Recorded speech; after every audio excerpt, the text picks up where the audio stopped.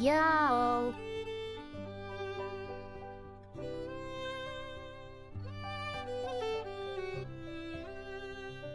Hope we're doing good today. We better be. That's all I gotta say about it.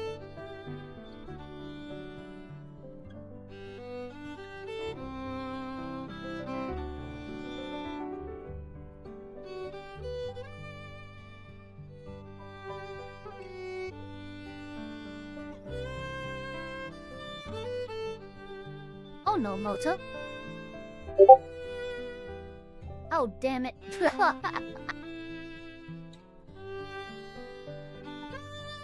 Hold on. I got to put on the old streamer mode. Hey, yo. There we go. Sim mode.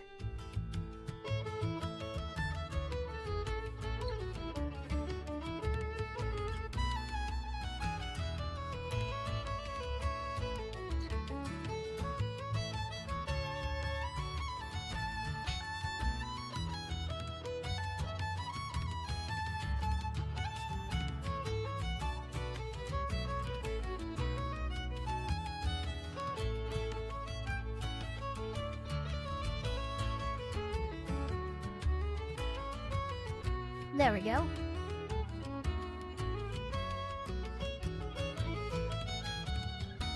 Say, let's pretend this brain is a puny little ant. Did that hurt? Nope. Well, how about this one? Are you kidding? How about this?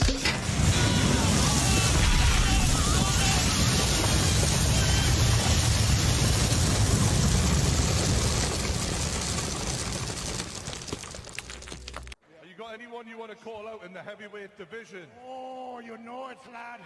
You know that Hassan Piker? I'm coming to kill you! In Los Angeles, at your house! Or in the ring? No, in real life. I'm going to stalk him and become obsessed with him. And wear his makeup. And his dresses. And use his skin as a coat. Like the ancient Irish did. And now, the nations of the world who hate Johnny, presented by Eva.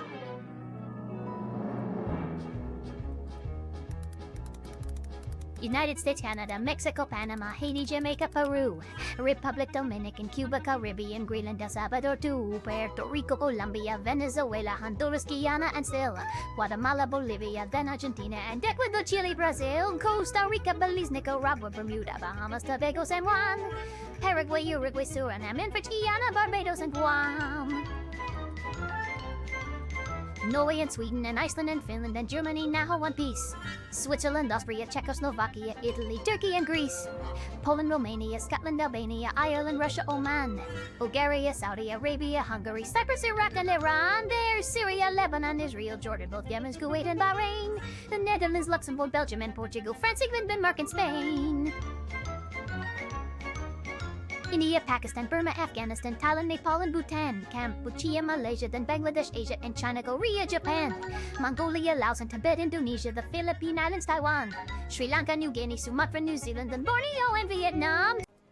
Some of you may die, but it's a sacrifice I am willing to make.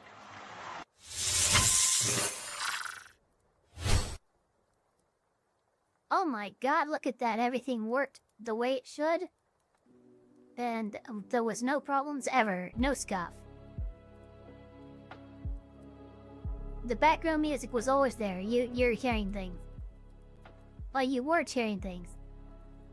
Hello, hello, hello everybody. This is Eva the Elfpire. Welcome to our stream here where we're going to be reacting to an absolute crap load of content.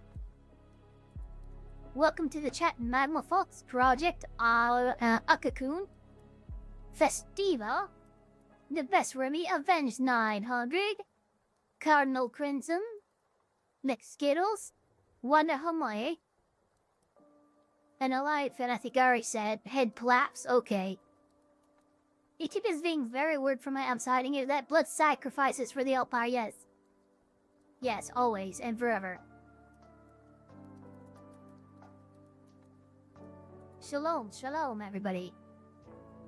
Just gonna give people a couple more minutes to, trickle on in. Wait, do I have any covers to release? Let me see.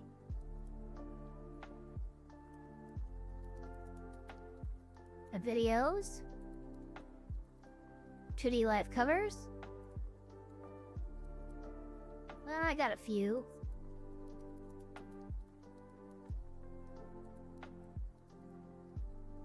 JP Ravenfire, welcome to the chat.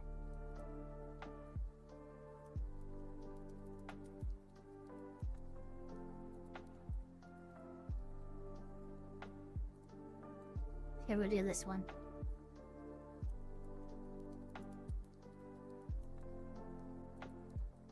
I think I've already done this one, but it's fine. I still gotta finish some of the stuff for you, I promised. Sadly, I lost progress at to start from scratch. Oh, that's no worries. I forgot what we were talking about that was being designed. Greetings, chatters, and discussing codes. Genwu, Leaf Muncher, Snow Ghost, Tree Unger, Pointy Ear, Stinky. AL. First of all, I don't eat. What'd you say? Leaf Muncher. I don't eat leaves. And first of all, even wood elves don't eat leaves. Have you ever heard of the Green Pact? Like, gonna drop some Outer Scrolls knowledge on you here. Some lore. From my homeland, my home universe. But the Green Pact is basically a pact that the Wood Elves have made with one of the nature gods that basically indicates that they will bring no harm, nor will they eat or really do anything with plants, bring any harm to plants. They will only eat meat. So, no, you are incorrect there. And I don't eat grass, I smoke it. Okay. So we have a few things here to be reacting to. The first thing is going to be Somali's second deepfake crime confirmed. Fastpacks posted 6 days ago by Andrew Esquire of Legal Mindset. As I said before, with some of these, I try to at least last a few days after they come out before I actually react to them, because the algorithm is most promoting of new videos within like the first week or so. So you should wait at least 4 days, if not a little longer. So this is probably well known by a lot of people here because I share a decent chunk of Andrew's audience.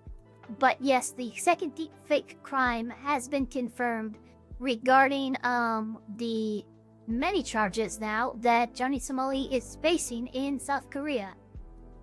Technically though, what else can eat veggies from Fortnite? Is that true? Even last a few days? Impressive. Oh yeah, I last weeks. They give the OG content creator their first time. Of course. Gotta do that. That's what's it called? That's like react etiquette. Like if you want to be a proper reactor, like more like, I call these people commentators than reactors. But like commentators, they will add plenty to themselves. They'll add their opinion and stuff like that. Reactors will just do like what Slapper Wolf used to do, where she just cog face. Or say, yo, that's crazy. Oh, so true. Like, yeah, I'm not doing any of that shit. Still waiting for the other Latte World charges against Johnny. Didn't know that. Colonel Princess says, Eva, are you familiar with Vermilio? You better striking result. I'm not sure who that is. Hold on. We gotta... Vermilio. Yo, what the fuck? The main protagonist of Hillik. She is one of 4 heavenly kings of the Empire, where the dragon... What is this? Why? What the What? Okay, well, she's easy to fire. That's a big difference. Here, let me see if I can screen share this real quick.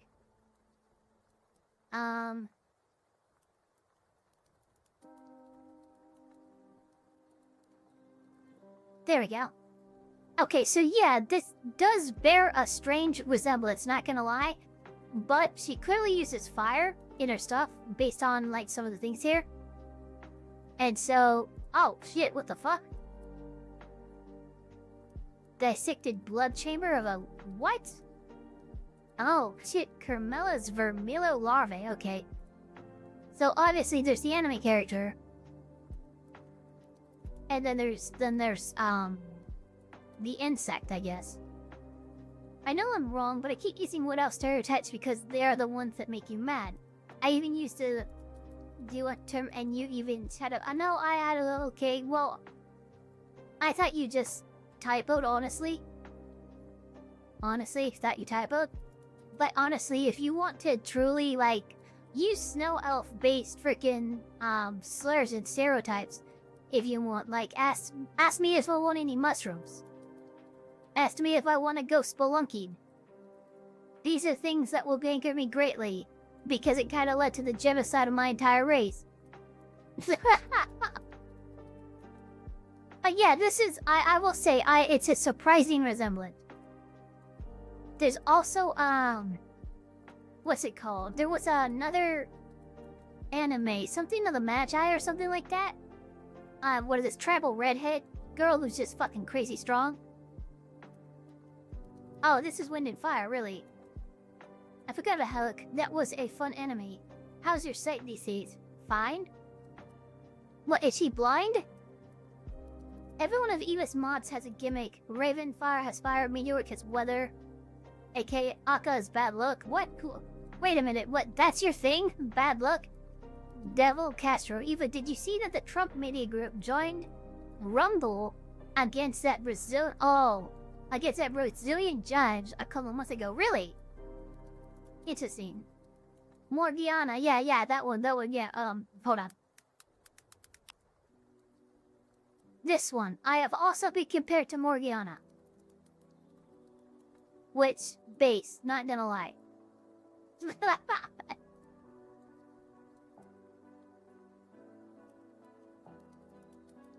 Anywhoosies. Let's switch out of this here real quick. Extremely base comparison, I agree. But we are reacting to some Johnny Somali stuff, so let's do that. Okay. And here we go, guys. Hold on.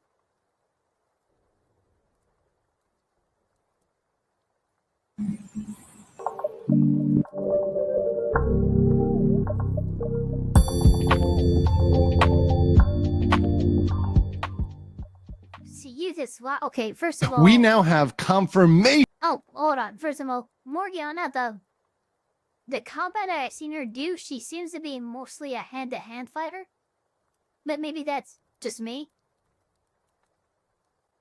She was a slave. She escaped very easily. We saw it. We saw. Don't make me bring up the whole freaking thing of her just kicking butts. Of Johnny Somali's second deepfake. We know exactly what this deepfake is, the one that's going to be brought to trial, and because of who it is, Johnny may be absolutely cooked. Of course, I am Andrew Esquire, American attorney living over here in Asia, and this is a legal mindset where we teach you to be your own judge. Of course, this is our continuing coverage of the Ramzi Khalid Ismail Johnny Somali case, and we are on this from start to finish. Of course, this is a fast facts version, so it's a condensed version of what is normally a stream, although this one I have not streamed on, so it's completely unique and completely kind of original as a fast facts version. So if you like this, let me know in the comments below. I do appreciate your comments on and support of the fast facts if you like them. I still do both streaming and this, so let me know what you like best. But let's get right into it. So, well, this I will say right Somali's now, second. This is the best stuff for React content, and for people to react to properly. It breaks down the streams very comprehensively. So for people who are making like the Johnny Somali documentary and stuff like that, these fast tracks I think are going to be very useful. Deepfake. Of course, we have a PowerPoint. Why is this important? It's important because one deepfake alone gets him anywhere between 6 months and 7 years behind bars. We went over the updated sentencing. So just one Excellent. conviction. Bottles, welcome. He has 2 deepfake charges. And so far, thus far, all of his defense, all of his eggs are in this basket focused on the female victim, Bong Bong, and trying to harass her, trying to hurt her, trying to bully her. And Yeah, that was the hasn't first worked. Bong Bong is still working out. She's still fine. I'm in contact with her. There's every reason to believe she's going to show up in August. She's going to be there. Is she gonna testify? I'm gonna ask that to like some of my mods and audience, because you guys watch the Legal Mindset stream a lot. But is she planning on testifying, or is she just gonna be there? It's very important to know that they have been focusing everything on her and ignoring this second deepfake. And even one of these deepfakes, either one, can get him 6 months at a minimum to up to 7 years, which is on the aggravated end. And once again, as we talked about in our sentencing guideline, Johnny Somali has all of the factors that would lead to an... I just remembered. If my mods could pay attention to my Discord, the last time we were reacting to Somali coverage from Legal Mindset, we had one of the SSA, the Somali Stupidity Squad, the Somali Stupidity Agency. One of them came in and started spamming slurs in the Discord. So just keep an eye on the Discord. Make sure nothing goes weird. Aggravated sentence. So we do believe that the prediction, my prediction is, if he gets convicted even on one deepfake, 2 years, 3 months into 7 years, somewhere in this range. Like, look, first of all, there are 2 obstruction of business charges, right? Or maybe both are included. But if we looked at this, right, and we went with aggravated minimum, right, which I think absolutely most of these meet, if not exceed, the aggravated minimum, you're looking at 8 years and 6 months. You're looking at 8 years and 6 months for the aggravated minimum for the accumulated charges that Johnny has managed to collect like Pokemon in the wonderful country of South Korea. True, though, that was also because last time Chet was in Easter stream. Okay. Range is realistic in terms of time for Johnny Somali in a Korean jail. Now, what is the deepfake? Who is it? Well, the deepfake is of Youngman, and it's actually the Korean streamer Youngman, who I interviewed months ago. Now, there were some reasons why I didn't air that interview. Number one, I filmed it on my phone. It's not in a great quality because my computer died and my normal equipment died, so it's not of the best particular quality. How dare you? But I did have some video of that, which I posted just now on my X, which we're going to watch later, just a little snippet.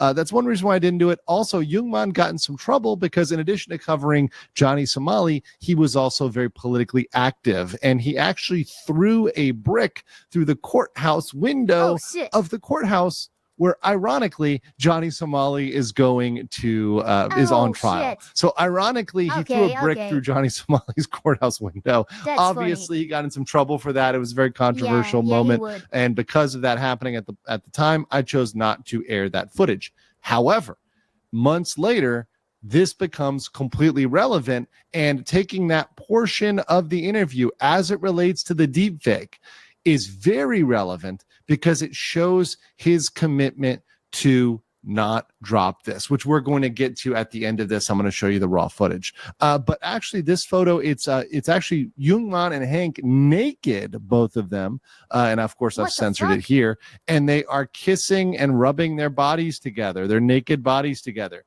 This is very graphic. Johnny did not just display this, he showed it to people for money, right? Once again, he used it in his commercial enterprise, his job, his streaming business. And that makes it particularly bad under Korean law. This is, of course, sexual. This is extremely sexual. They're both naked, rubbing their bodies together. It's implying that they're engaging in sexual activities and they're kissing. Yeah, this does not look good at all. But of course, Johnny and his people have not been taking it seriously, but he should, right? Even though he thinks in his mind, oh, we just have to worry about the female. It's only about females. They only care about females period. Yeah, no, That's they not how the care law about works. both. The law does not differentiate between male and female. And just because that is a photo, or rather an AI generated deepfake of Jungmann and Hank, right, doesn't make it any different. It doesn't make it okay. Yeah.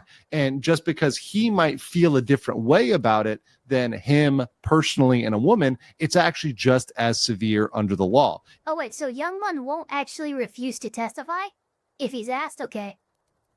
So that's the question, if he's going to be asked to testify or not. And just getting that conviction alone will get him a minimum of 6 months, whether or not he feels that's as bad as the female victim or not. So that's definitely something that is good to hear. Also, the only defense they have is they showed it too, or rather, Jungmann showed it too. Fucking defense.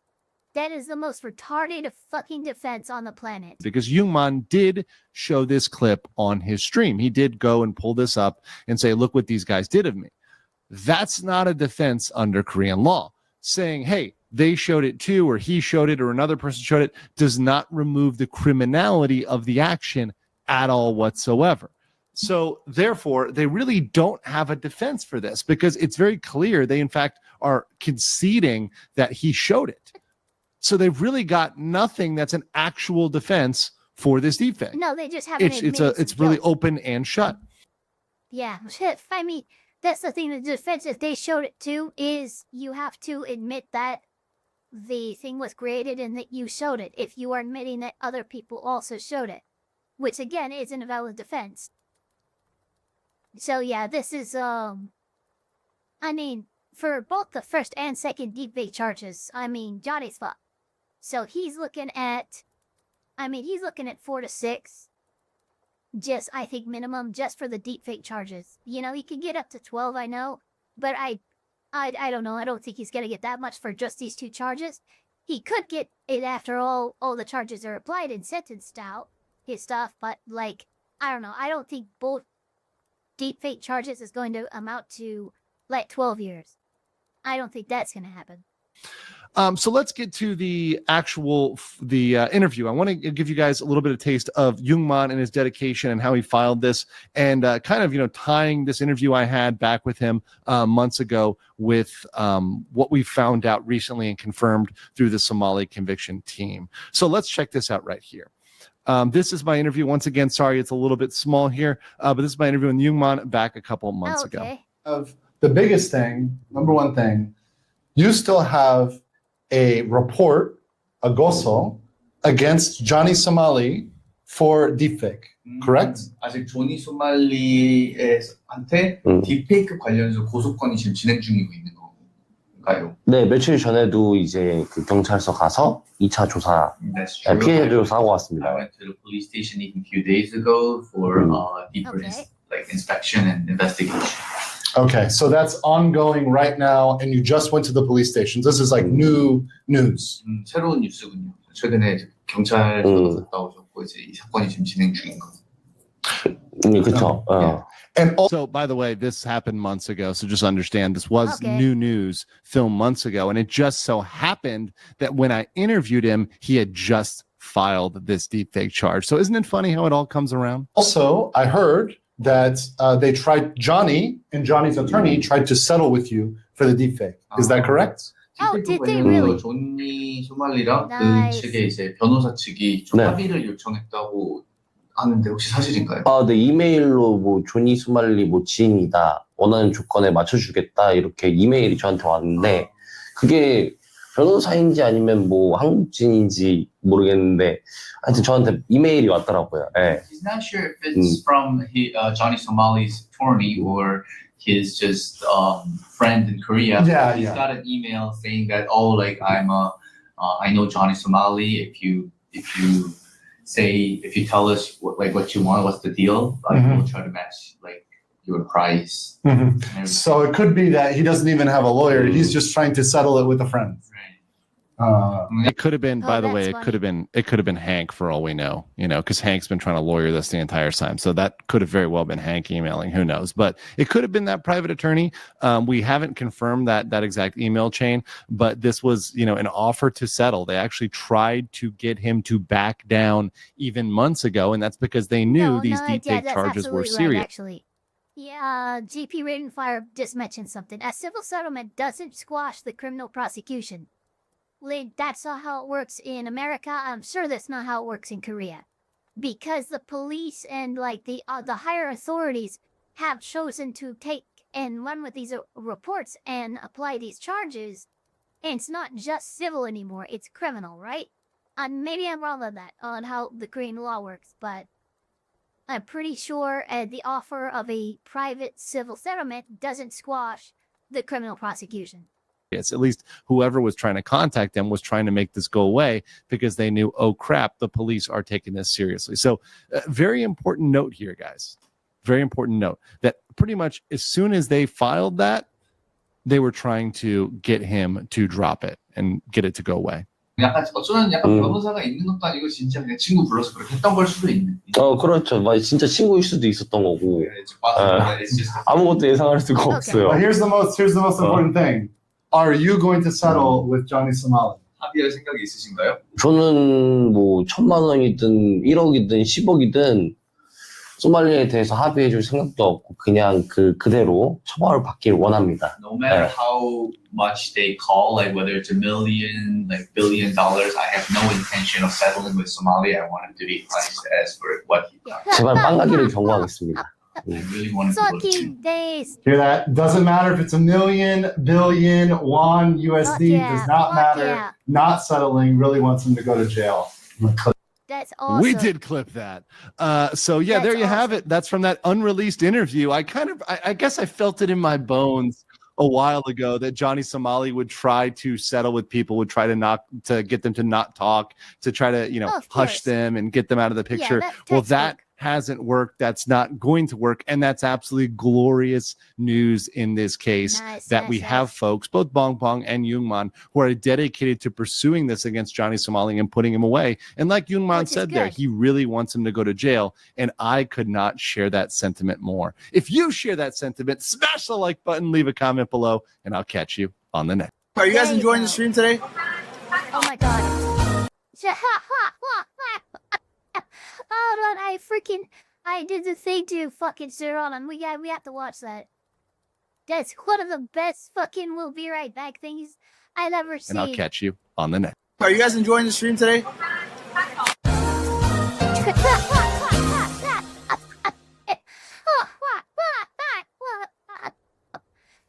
Ladies and gentlemen, how much? Hey, none of that. Jesus, it's autoplays on this what? Okay, you can calm down.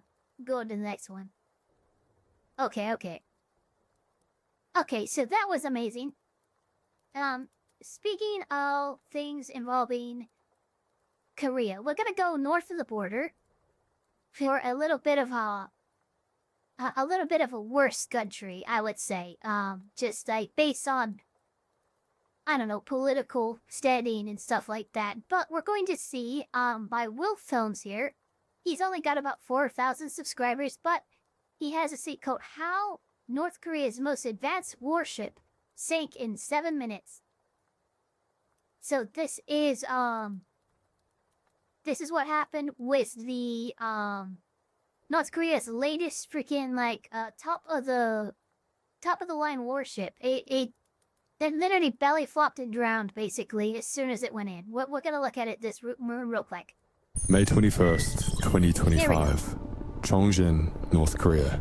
Kim Jong-un watches his most advanced warship attempt its launch ceremony. Launch of North Korea's new Navy warship ended in failure. As this brand new warship ran out. Then here's the thing.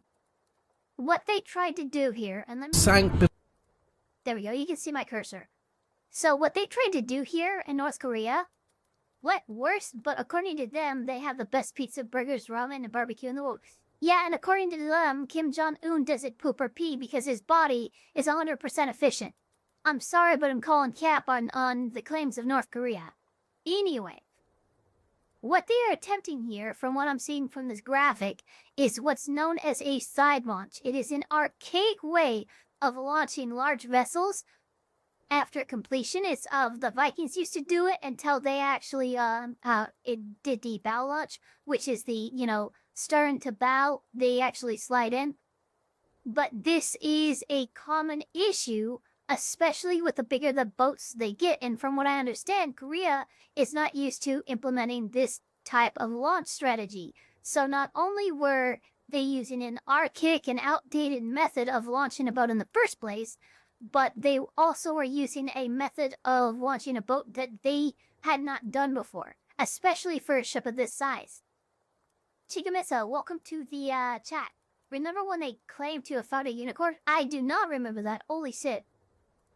I do not. Before his eyes. 미숙한 지휘와 조작상 보조위로 인하여 대차 이동의 평행성을 보장하지 못한 결과. This is what happened in the next 7 minutes. Here's how North Korea's naval pride became a $500 million disaster. Oh my god, that's a lot of money. 10:47 a.m. The ceremony begins. A 5,000-ton destroyer sits on launching rails, ready for its maiden voyage.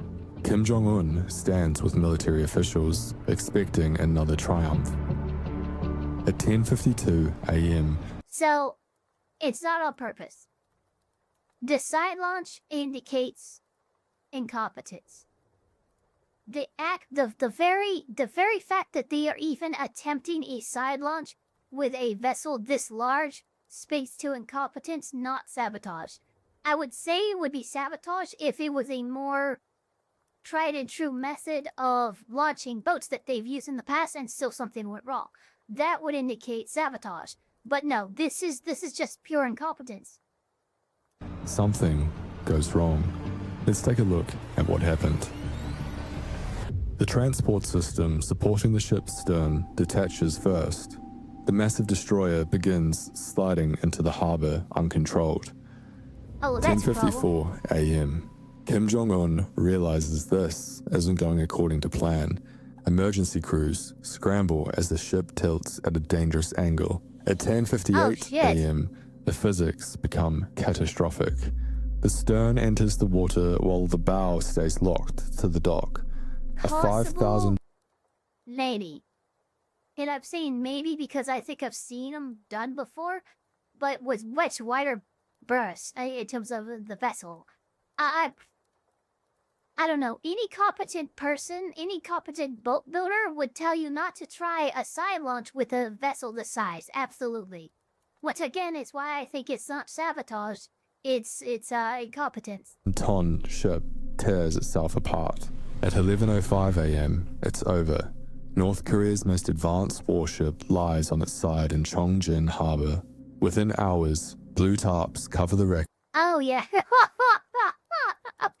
That's the fucking just from satellite imagery and stuff. They're trying to hide the fact that you guys absolutely butchered this launch, and of course it's to be expected, but still, that's hilarious.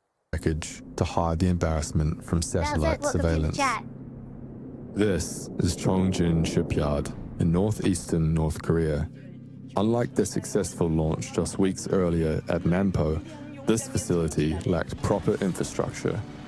Here's what made this launch so risky. The Chongjin Shipyard had no floating dry dock, like the one used successfully at Nampo. Instead, they attempted a sideways launch, a method never used for ships this large in North Korea. There you This go. wasn't That's the just problem. any ship.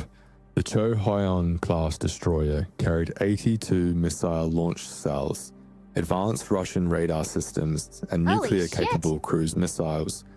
It was meant to transform North Korea from a coastal navy into a regional threat. Normally, ship launches require precise coordination.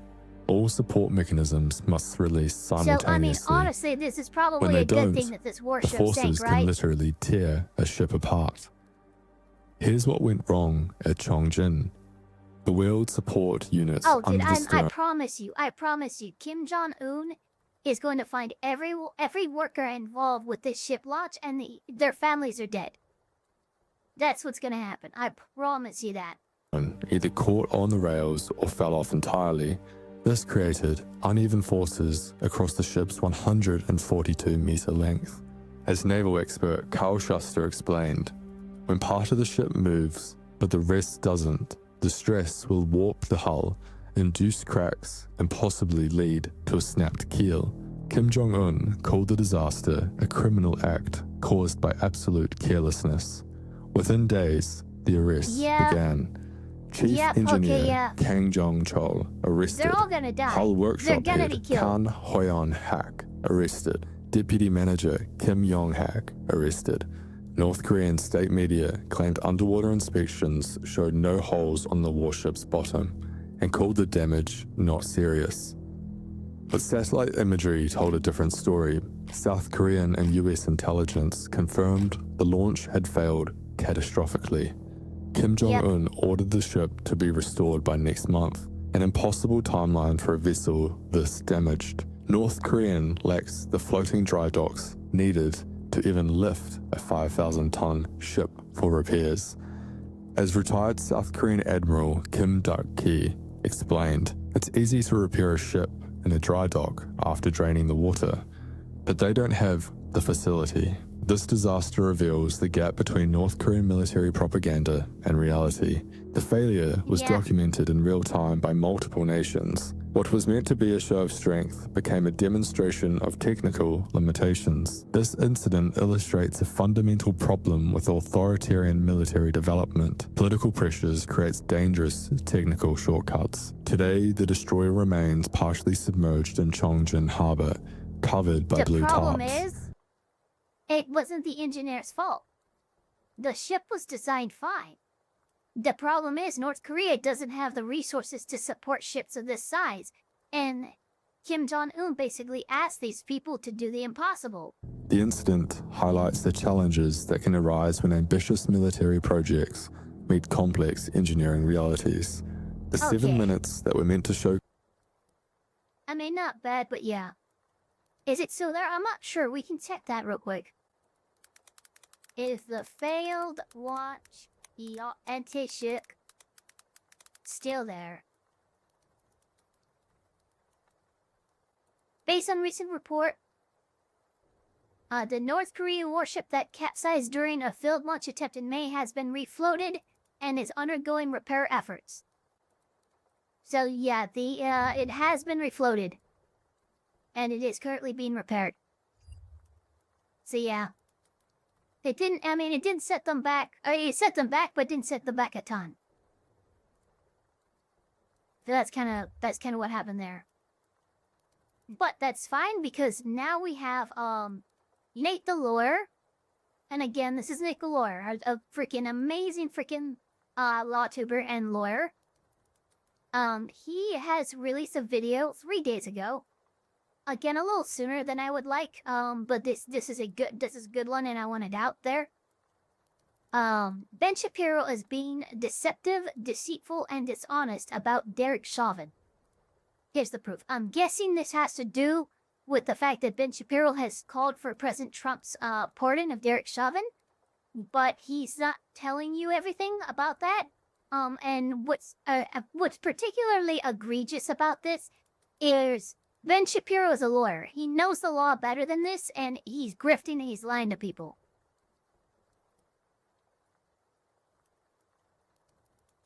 So, I'll tell you what I'm talking about when I say Ben Shapiro is lying, and I'm sure Nate will as well. Because again, this is just how the law works, and he's being... A pardon isn't going to do much for Derek Chauvin. It's 5 years since George Floyd was murdered in Minneapolis by former police officer Derek Chauvin. Today marks a somber day in Minneapolis and communities all across the United States and across the world. 5 years ago, George Floyd, 46-year-old black man, was murdered by Derek Chauvin, a 44-year-old white Minneapolis police officer. There is one person that President Trump should pardon from federal charges forthwith. It would be incredibly controversial, but I think that it's absolutely necessary. That person is Derek Chauvin. President Trump should, in fact, pardon Derek Chauvin. He should. He should pardon him his federal charges. All right, it's 5 years since the George Floyd incident. And now Ben Shapiro's saying that he should be pardoned by Trump federally. But I'm going to surprise you and tell you one thing. Ben Shapiro is lying to you. Again, I'm going to make sure I say it very clearly. Ben Shapiro is lying to you, and he's trying to confuse the situation. Thank you. Let me explain. Thank you. And here's the thing. A lot of you have seen NateTheLawyer. He's not left. He's not right. He calls it as he sees it based on what the law reflects. And that's all. That's why I respect NateTheLawyer. Because he will call it the right when the right needs calling out, and he'll call it the left when the left needs calling out. Just watch. Okay, so today we're talking about... Wait a minute. Okay, cute. I gotta say, Shapiro's hair looks like a fake Ken doll in that opening clip. George Floyd, Minnesota. I thought we were done with this, but it keeps rearing its ugly head time and time again. Now, for those of you who don't remember, we watched the entire trial and saw Derek Chauvin being convicted. Now, it's been 5 years since that. Okay, so this is nice then. So here's the thing. NateTheLawyer watched the Derek Chauvin trial. He did it on live stream. Which means that this man watched the entire trial. He watched all the facts as they were presented, all the evidence as it was submitted, and the jury's decision. And if I remember correctly, he pled guilty to the federal charges, and there was no jury trial in the actual federal side of the case. But there was a jury trial on the state side, which means that, like, a pardon is only good for federal charges. Charges that he pled guilty to. So we're gonna see what's said, but there is already some inconsistencies that I can point out in Shapiro's statements.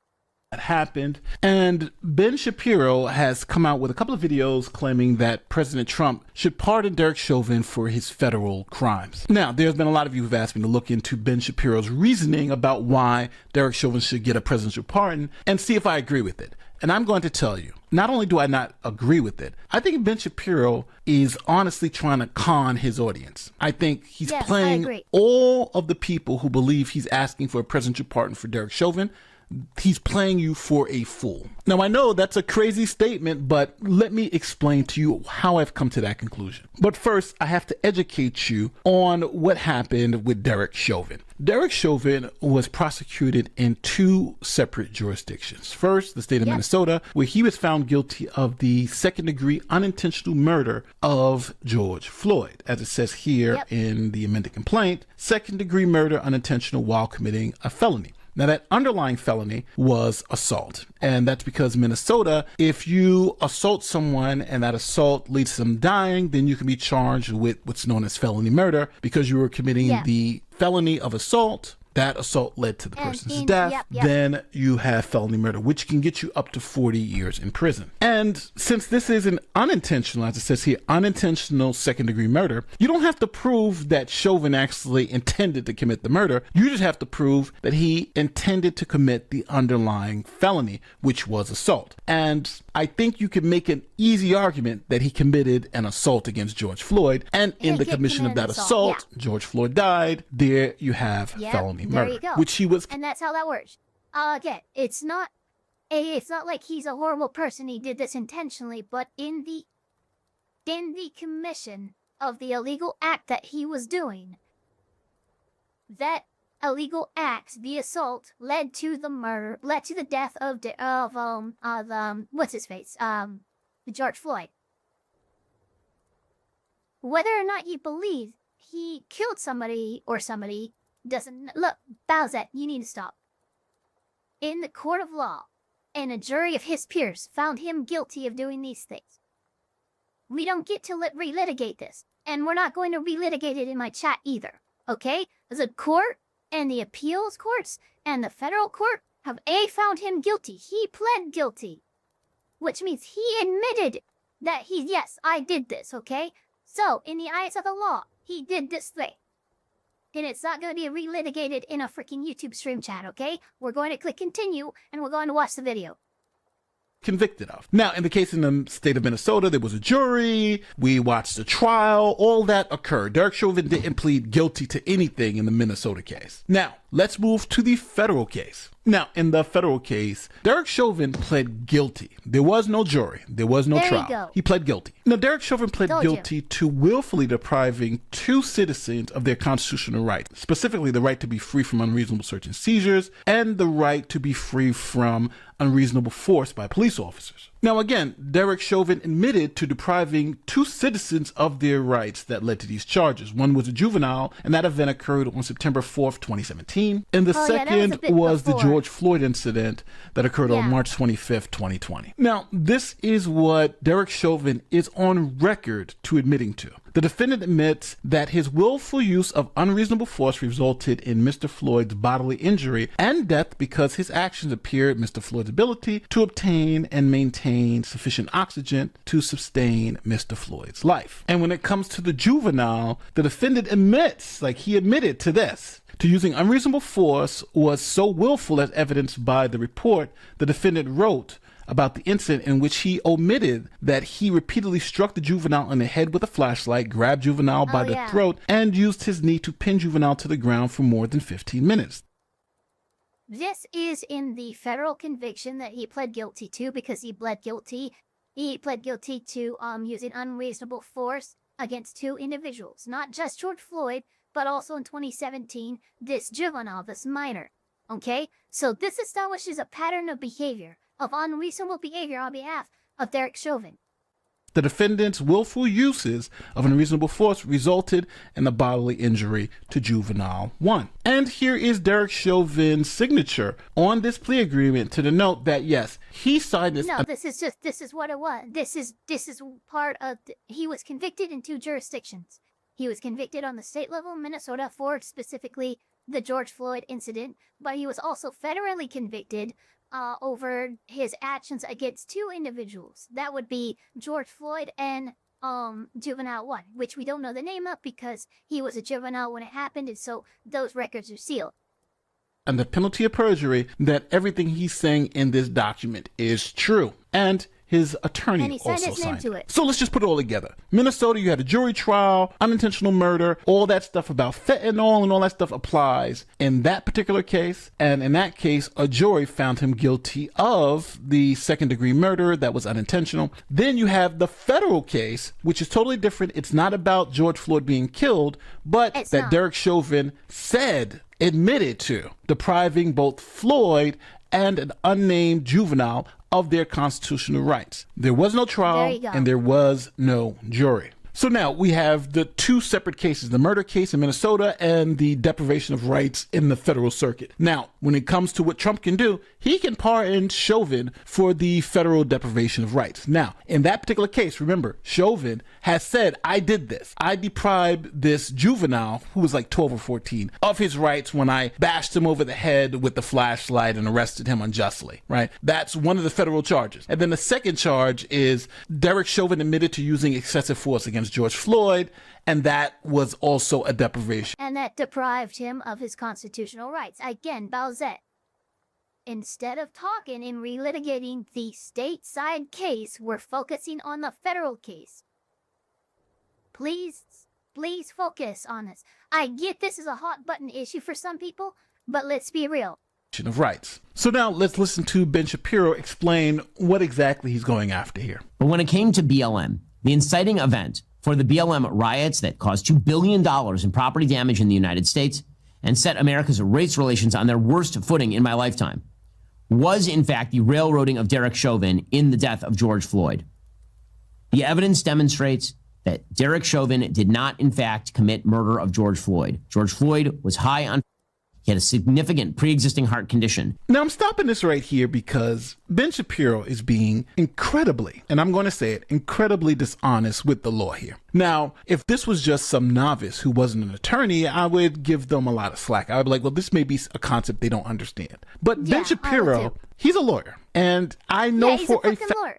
He's a fucking lawyer. He knows he's intentionally misrepresenting the cases and the fact that he's talking about stateside charges that have nothing to do with the federal charges he was convicted of, and Trump is only capable of pardoning him from the deprivation of constitutional rights. In fact, he understands it. It's known as the eggshell plaintiff or eggshell victim. Thank you. There you go.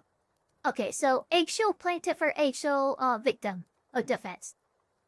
So this is basically let me think of a good example.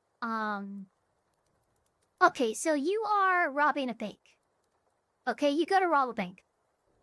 And you tell everybody to get on the ground. One of the guards has a heart condition, and your aggravation actually causes him a heart attack that kills him. You could technically you can be charged with the murder of that person for aggravating their pre-existing condition. It's called the eggshell victim or eggshell plaintiff freaking argument. And so that means by this foundational law aspect in here, this idea of law, the fact that Derek Chauvin aggravated whatever pre-existing condition George Floyd might have had, he is then still guilty of it because he aggravated the pre-existing condition. Get in the air with your hands on the ground. Oh, I've heard of that, yes. So, again, Ben Shapiro's a lawyer. He knows about this.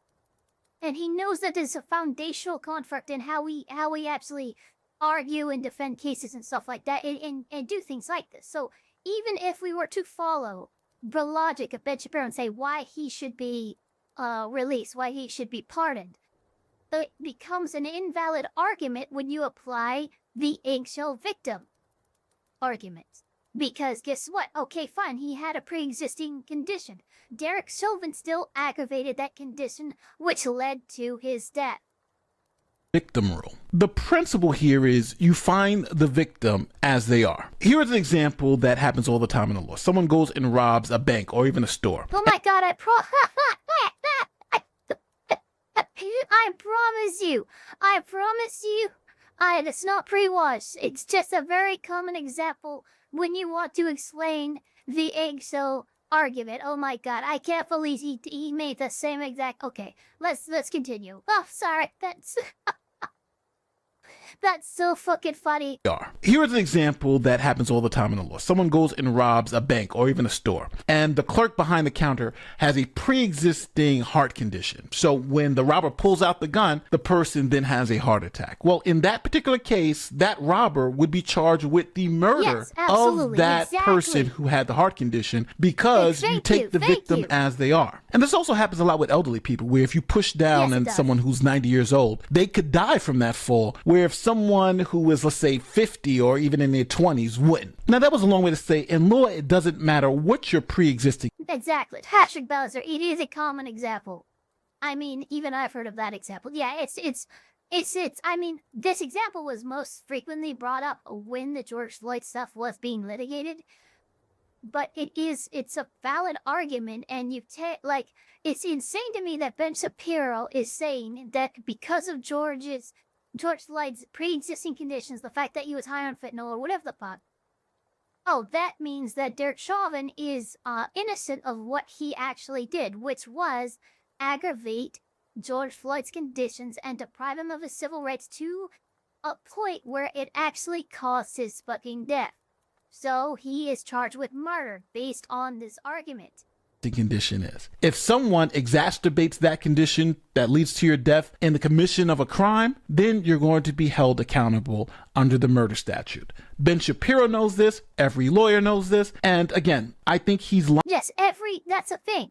Every fucking lawyer should know this. And if he doesn't, what the fuck, Ben Shapiro? What kind of lawyer are you that you don't understand this argument? Lying to the audience because he hopes the audience is just so ignorant to this concept that he can say these things and it gets around everyone's head. He was even out of the car. He was in the car saying he could not breathe. Derek Chauvin, for large segments of even the tape that was shown, had his knee on George Floyd's shoulder or back, not on his neck. Oh my god, dude. Why are you twisting the facts? We know the facts as they were presented in the case, that is not the case. Shoulder or back, that was not ever said. It was neck. It was always neck. The video shows that it was the neck. You're being so disingenuous. Dude, are you kidding me? The autopsy of George Floyd showed that he had no damage to his trachea, that probably George Floyd died of excited delirium. There were no accusations, even at trial, of Derek Chauvin had committed a hate crime against George Floyd or that he targeted George Floyd because of his race. Nonetheless, on the basis of extraordinarily scanty evidence, and despite the fact that there was massive pressure on the jury. No, I have to stop it right here again. He's asking for President Trump to pardon Derek Chauvin on his federal charges. There was no jury, as we discussed before. Yep. All this evidence he's talking about wasn't presented in that case. Yep. Derek Chauvin pled guilty to those charges, admitted to the underlying conduct, and also said he did it previously to a juvenile, where he beat the kid over. Yeah, and that's a big thing. These federal charges that Ben Shapiro is advocating be dropped and pardoned by Trump, it involved not just George Floyd, but this poor kid who was fucking literally multiple times struck multiple times in the head with a dangerous weapon, resulting in bodily injury to juvenile. The defendant held its knee on the neck, shoulders, and upper back of juvenile. This reads exactly the same as how the George Floyd thing went down. It was 3 years before the George Floyd incident, and it's also included in these. So Ben Shapiro is basically saying, fuck this kid, who we don't know. He, like George Floyd, a lot of people try to excuse him as a victim because he was a fent user, or he was a junkie, or whatever. He was homeless, he was freaking excited, whatever. But this kid has none of that baggage on him. These are part of the federal charges, and you, Ben Shapiro, are advocating that Derek Chauvin be freaking pardoned over these actions against not just George Floyd, but this fucking kid. Are you kidding me right now? Are you seriously being that disingenuous with us? The head with the flashlight. So I don't know what Ben's talking about when he says the jury was confused. The jury was this. In Derek Chauvin's federal trial, which he's asking that Trump pardon him for the federal charges, there was no jury. There was no trial. This is why I'm saying he's actively lying to you. Yeah, he is. The mayor of Minneapolis paid a settlement to the George Floyd family immediately. That the president of the United States suggested that Derek Chauvin was guilty right off the bat. That the jurors were being openly threatened and admitted as much. Then here's the thing. There was no hate crime that was being charged, right? Like a hate crime could be considered an aggravated factor in sentencing. Like if you assaulted somebody and you did it because of their race, okay, then you're being charged for the assault, but the fact that it was a hate crime could be an aggravating factor to the sentencing. But Derek Chauvin was not charged with hate crime. That's not what happened. He was charged with 2 things. Well, he was charged with actually 5 things. Or 4, but he was charged with involuntary manslaughter, but second-degree murder in the state side, and then he was charged with depriving 2 individuals of their constitutional rights through his unreasonable use of force. So again, there's no hate crime officially being charged. It's not even being applied as an aggravating factor, as far as I know. Despite the fact that there was massive pressure on the jury, that the mayor of Minneapolis paid a settlement to the George Floyd family immediately. That the president of the United States... Okay, I'm not gonna lie, Akatoon, this is your fault. But I cannot unsee the fact that his hair looks like it belongs on a Ken doll. Like, it doesn't look real. It looks like it's made of plastic. Like, does anybody else see this? Am I crazy? suggested that Derek Chauvin was guilty right off the bat. That the jurors were being openly threatened and admitted as much. Despite all of that, Derek Chauvin was convicted. And again, remember, there was no jury in relation to the federal charges. It was a guilty pleading. Listen to it. He's just lying through his fucking teeth. He's actually lying through his teeth. On federal charges and pled guilty to federal charges. Now, do you see how deceptive that was? Do you see how he's playing you for a fool?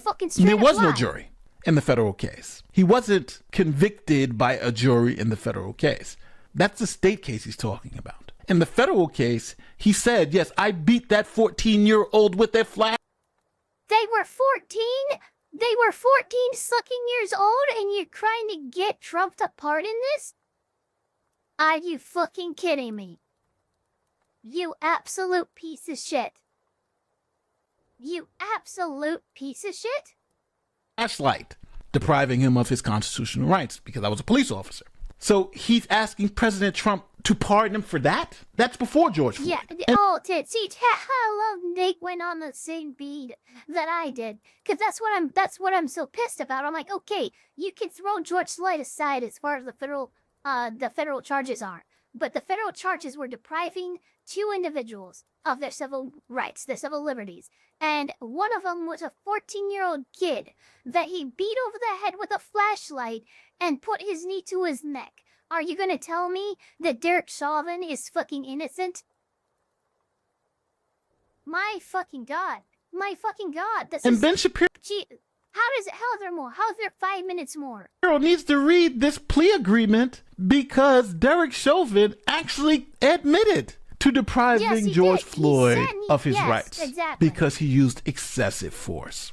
Now, I want to be clear. Everything Ben Shapiro's talking about happened in the state trial. Trump can't pardon him for the state charges. He can only pardon him for the federal charges. And Ben Shapiro is lying to you. And the way he's lying to you is he's making an argument against the state charges, but then tries to hide the fact that he really wants Derek Chauvin to be pardoned for bashing a 14-year-old in the head with a flashlight. That's what he's actually asking Trump to do. Now, I want you to listen to this last part again, where he has to concede that Derek Chauvin pled guilty to federal charges, but he's going to make it almost sound like a jury found Derek Chauvin guilty of those federal charges. Wait a minute, what? How does he manage that? Listen to the way he sets it up again. That the jurors were being openly threatened and admitted as much. Despite all of that, Derek Chauvin was convicted on federal charges and pled guilty to federal charges. Yeah, he's trying to scam you, people. Ben Shapiro is trying to scam the audience. And I don't say that lightly, but he's literally trying to scam you. Yeah, he is. And it led to vast chaos. I completely agree. It led to, again, the destruction of racial comedy in the United States, $2 billion in property damage, and a guy rotting in prison who the evidence demonstrates certainly was not guilty beyond a reasonable doubt in that case. If we're going to talk about delivering pardons, President Trump, I think, should really seriously consider pardoning on federal charges. He can't pardon on state charges Derek Chauvin, who is convicted of the murder of George Floyd. Now, I want to be very clear when I say this. Ben Shapiro is actively lying to you. He's being extremely dishonest and disingenuous. Derek Chauvin was not convicted of killing George Floyd for federal charges. He just wasn't. Matter of fact, he pled guilty. He said, I did it. This is the way I did it. The evidence shows it. And then on top of that, he also said, I've done it before in 2017 to a 14-year-old. I think the kid was like 14 years old, maybe between 12 and 14, where he bashed him over the head, put handcuffs on him, put his knee on his back and stood over him for 12 minutes. He's got a pattern of doing this. So for Ben Shapiro to pretend that the federal charges were based on the death of George Floyd alone is a lie. That's a good question. On top. Hold on, I'm sorry. I actually want to look that up. Real quick. You tickled my tism a little bit. Let's see here. Is Ben Shapiro a practicing attorney? Okay, so Shapiro entered private practice at the law firm Goodwin Procter, but left after 10 months. As of March of 2012, he ran an independent legal consulting firm, Ben Shapiro Legal Consulting in Lafayette. So now he's not active. He somehow practiced law less than me. I lasted about 1.5 years. He lasted 10 months. Yeah. So. Yeah, he lasted 10 months in a private practice, and then he opened up a legal consult firm, which is not the same as a law firm. So yeah, that's good. I'm not gonna give him anything. I'm not gonna give any slack for that. But yeah. Oh, god damn it, he's a California bar certified attorney. God damn it. But his license is currently inactive, according to the State Bar of California attorney. Oh, thank you for the 2. Nate does a good job. Also, Isa deserves head pads. Thank you so much for the head pads. I forgot to actually put in just manually trigger that. But for those who don't know, I have a new toggle /ding let me put in the my stream chat actually real quick. But when you put in if you super chat me, then you have in the super chat head pat, head pats, head patted, just about any form of head pat. If you have that present in the super chat, it will automatically trigger the head pats for a certain amount of time. I had to manually do it that time. But the thing is, for MommaOcco's stream, and for my Under the Tea podcast appearance yesterday, I actually did this little program. Yeah, it is automatic now. I just applied my my stream chat, my pop-out chat link. That's what I need to plug into the to the thing that runs it. But now any super chat that has head pat in it, or head pats or head patted, whatever, it will automatically apply head pats to my character. Eva is the Dolph Lundgren to then FELONY. Oh my god. What if I say head, but later in my sentence say, it might work. I'm not sure. I did put head and pat separately, but it's supposed to be only separated by a single space, so that might not work. Pothead will not work. Okay, hold on. We have to we have a few more minutes here. On top of that, Derek Chauvin has other federal charges like tax evasion that obviously he's not bringing up. So Ben has just essentially just told everybody, hey, the jury got it wrong. They were coerced. They were threatened. But when you just look at the documents, people don't trust me. Here's a big problem I have. Look, this is a big problem I have when somebody starts going after, like, you need to go after a conviction that is done and like in sentence and out and everything. You need to approach that very carefully, because what you are saying is you're not only saying that the jury is wrong, but the judge is wrong, the courts is wrong, the cops is wrong, everything, all the evidence, all the facts that was presented in that court was wrong. Like, the fact of the matter is our justice system has a lot of checks and balances in it. A lot of checks and balances to prevent prosecution from being fucking overzealous or heavy-handed. We've seen that in the RICO case or other cases like it, where guess what? The prosecution was doing some bullshit and the fucking charges were dropped as a result, because that's how seriously we take this shit. So when you go after and you say, not only, like, it's not just saying a decision was wrong, you're saying the decision of well over 12 people was wrong, with everybody keeping each other in check, because that's how our system is actually designed. So it's extremely annoying to me when Ben Shapiro, one, decides to butt up against that system, and two, does it inappropriately by misrepresenting which case is which and misrepresenting the facts. And he knows he's doing it, and he's an actual, like, he's an active, but he's an attorney, so he knows better, and he should know better. That's why he should be held to a far higher standard than your layman. If a layman was doing this, I would be like, okay, he doesn't know how the law works, this is how it actually works. But Ben Shapiro knows how the law works. He is making an active decision to mislead his audience. There was no jury in the federal trial. He says there was no proof beyond a reasonable doubt. Yes, there was. He said, I did exactly what they're saying I did. That's your proof beyond a reasonable doubt. When the defendant says, I did it, that's your proof beyond a reasonable doubt.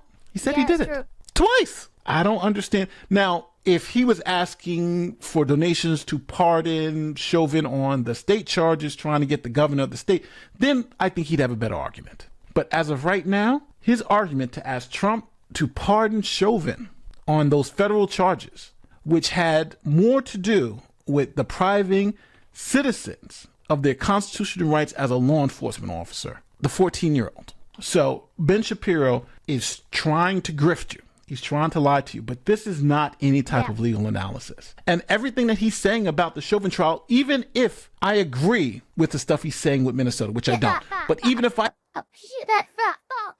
The judge is wrong, the jury is wrong, apparently the guy that pled guilty is wrong. Wait a minute.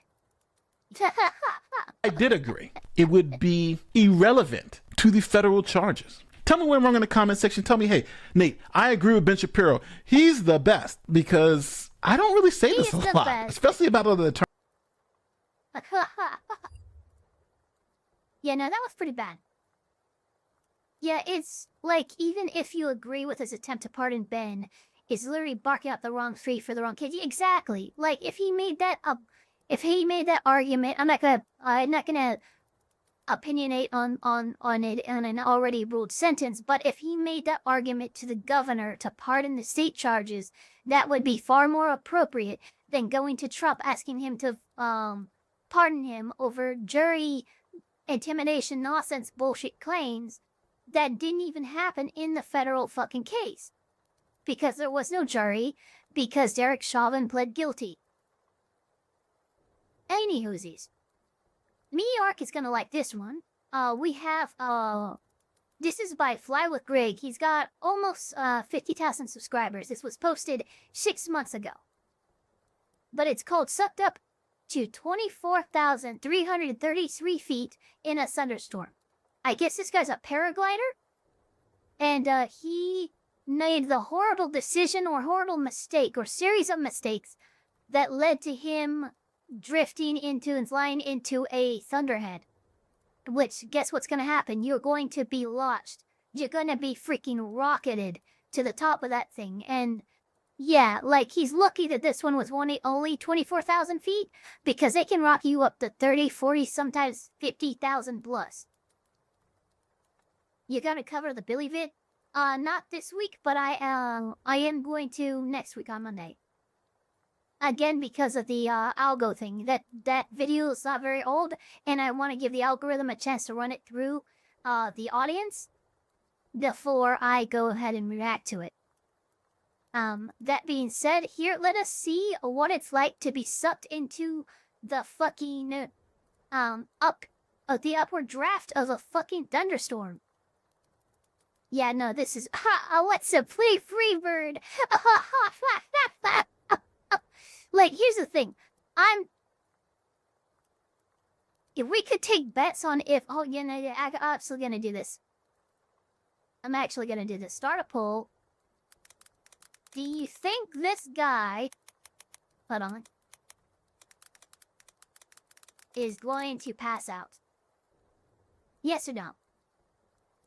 Now, I imagine he doesn't stay at 24,000 feet for very long, but that is well above what is breathable. Yeah, so we're gonna have to see if does he manage to hang on up that high? I don't know. That'd be pretty fucking difficult. All right, here we go, guys. Holy shit, this is gonna be wild.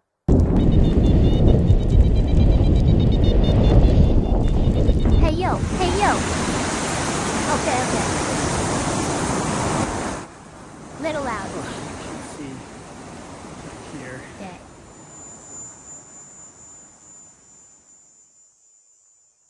Hi, my name is Ben Lewis. It's been almost a week since my ill-fated paragliding flight in Beer, India. Okay, so what's paragliding? I'm sharing my story in the hopes that it can be a cautionary tale for others not to Oh make the Jesus! same Oh mistakes. Jesus! Yeah, you're not in a good spot. I think you're not in a good spot. few weeks of flying around Dude. here with these large threatening clouds actually ending up being fairly benign lulled me into a state of overconfidence. I ignored multiple clear warning signs on the day that I was in trouble. By the time I reacted, it was too late to effectively change my heading. Well, it started raining and I'm going up, and man, it is getting Ah, so shit. good. Time to get the Yeah, your fuck fault. outta Oh here. my god. Oh my god. The storm was incredibly violent, and I lost all control of my glider. Oh my god. Oh, look at him. Look at him. He's going up. 8 meters a second. 9, 10 meters. Oh my god. Oh my god. 15 meters a second? I blacked out somewhere near the top of my climb. The forces were Yeah, so great, yeah, okay, I wasn't he able to passed sit out. forward in my harness and ultimately just hung there, arched and resigned. I thought about trying to cut my lines with my hook knife, but my hands were too cold. I thought about throwing my reserve, but I didn't think it would help. I was really just quite sure I was going to die.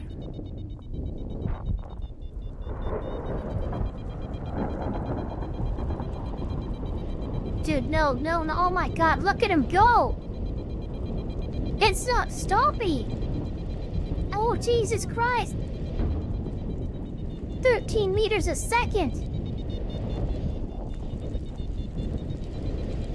Dude, the storm's got him. The storm just has him. I was surprised to wake up hanging in the trees about a meter off the ground. It was hailing and my hands were frozen. My vision was very poor. My left eye was essentially blind. I had injured the cornea, either from frostbite or from hail. I'm not sure. I couldn't even see my iPhone with it. Holy shit! My left eardrum was ruptured. I had bitten deep into my tongue. I just had lots and lots of upper back and neck muscle aches and pains. I pulled out my quick pack tarp that was available to me, and I just sat there breathing on my hands under the hailstorm for about 30 minutes or so. The hail turned to rain and then stopped. And yeah, then I made a decision that I needed to get going.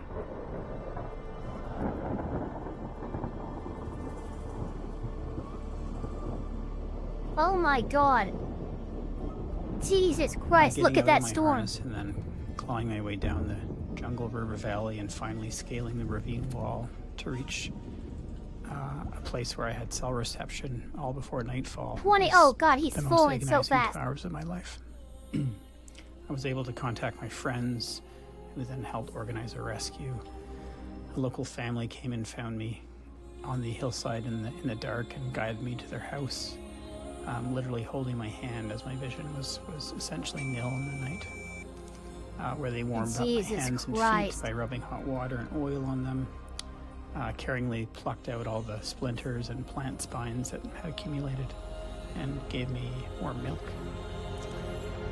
I was so touched by their concern and generosity, and they refused any offers of payment. My awesome friends showed up to the house a while later with dry clothes, and we hiked down to the waiting taxi after a tearful farewell with the family. Yeah, it probably got messed up from the atmospheric changes. To be alive and thankful. I mean, guys, he was rocketed up to almost cruising altitude of a fucking commercial airplane. Commercial airplanes run around freaking 30,000 feet, and he was well up past the majority of getting there. One involved in rescuing me. All I can hope for is that other pilots hearing this learn from my mistakes and give clouds and storms the proper respect they deserve.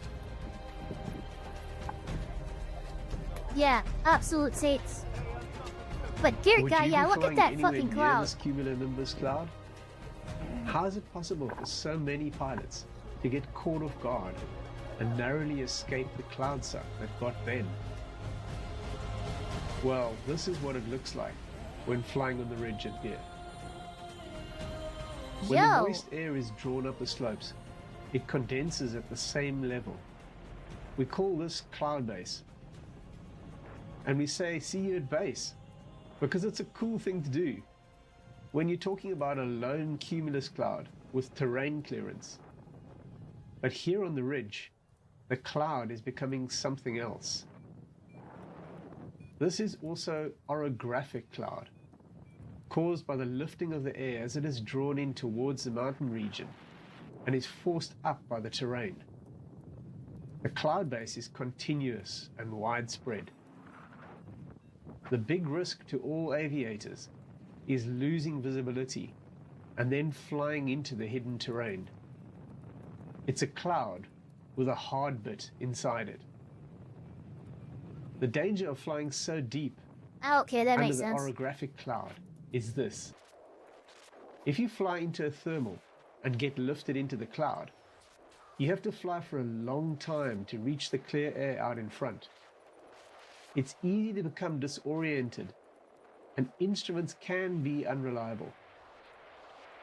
So it's best to move out early so that the visible edge of the cloud is no less than 45 degrees off the horizon.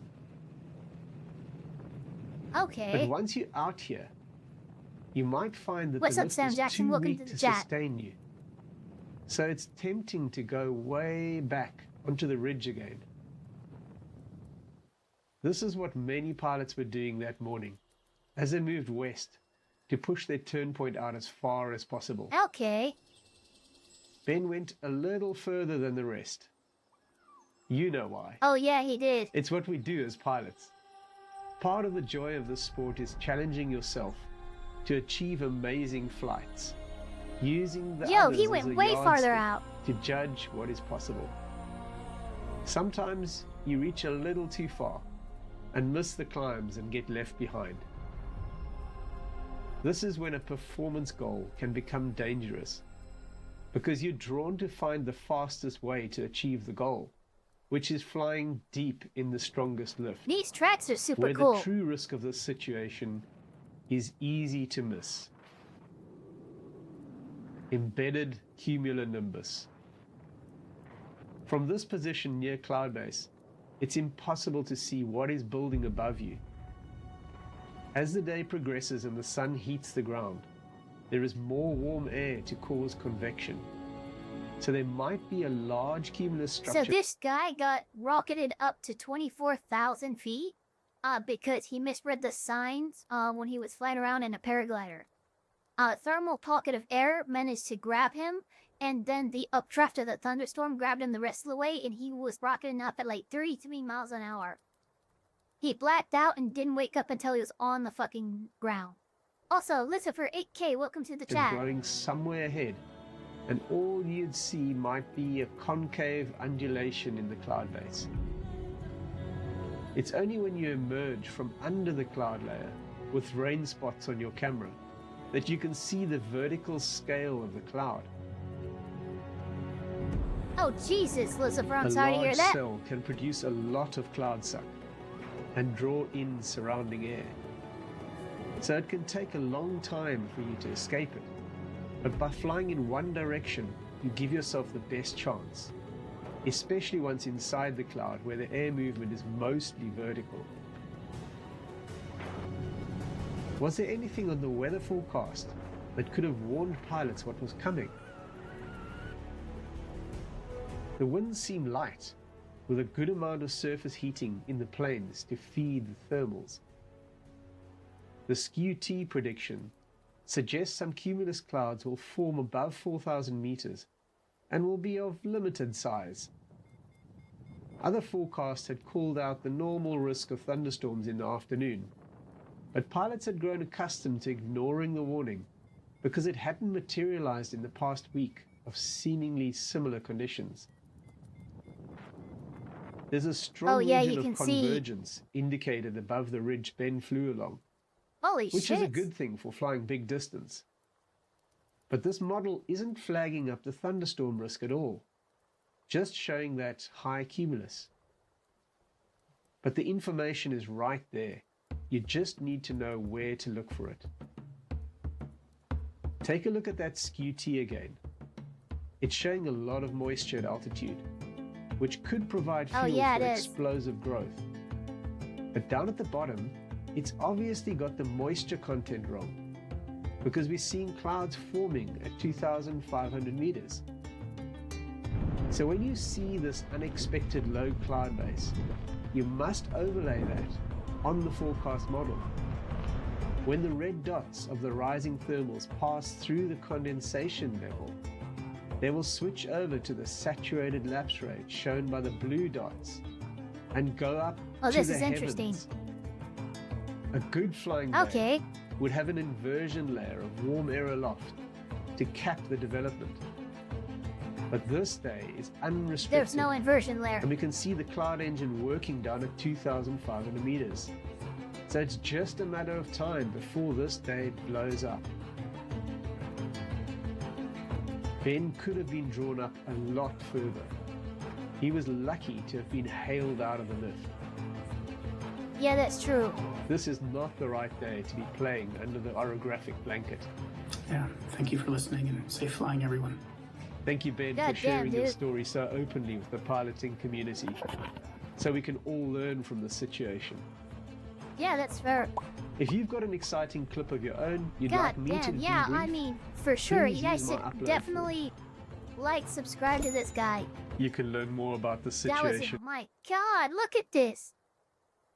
Oh, Jesus Christ. That fucking graph of his rise at the very end there. That's horrifying.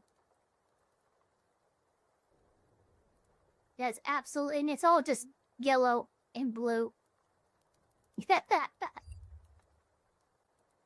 All right, we have another one for our weatherheads. All right, flappers, get ready.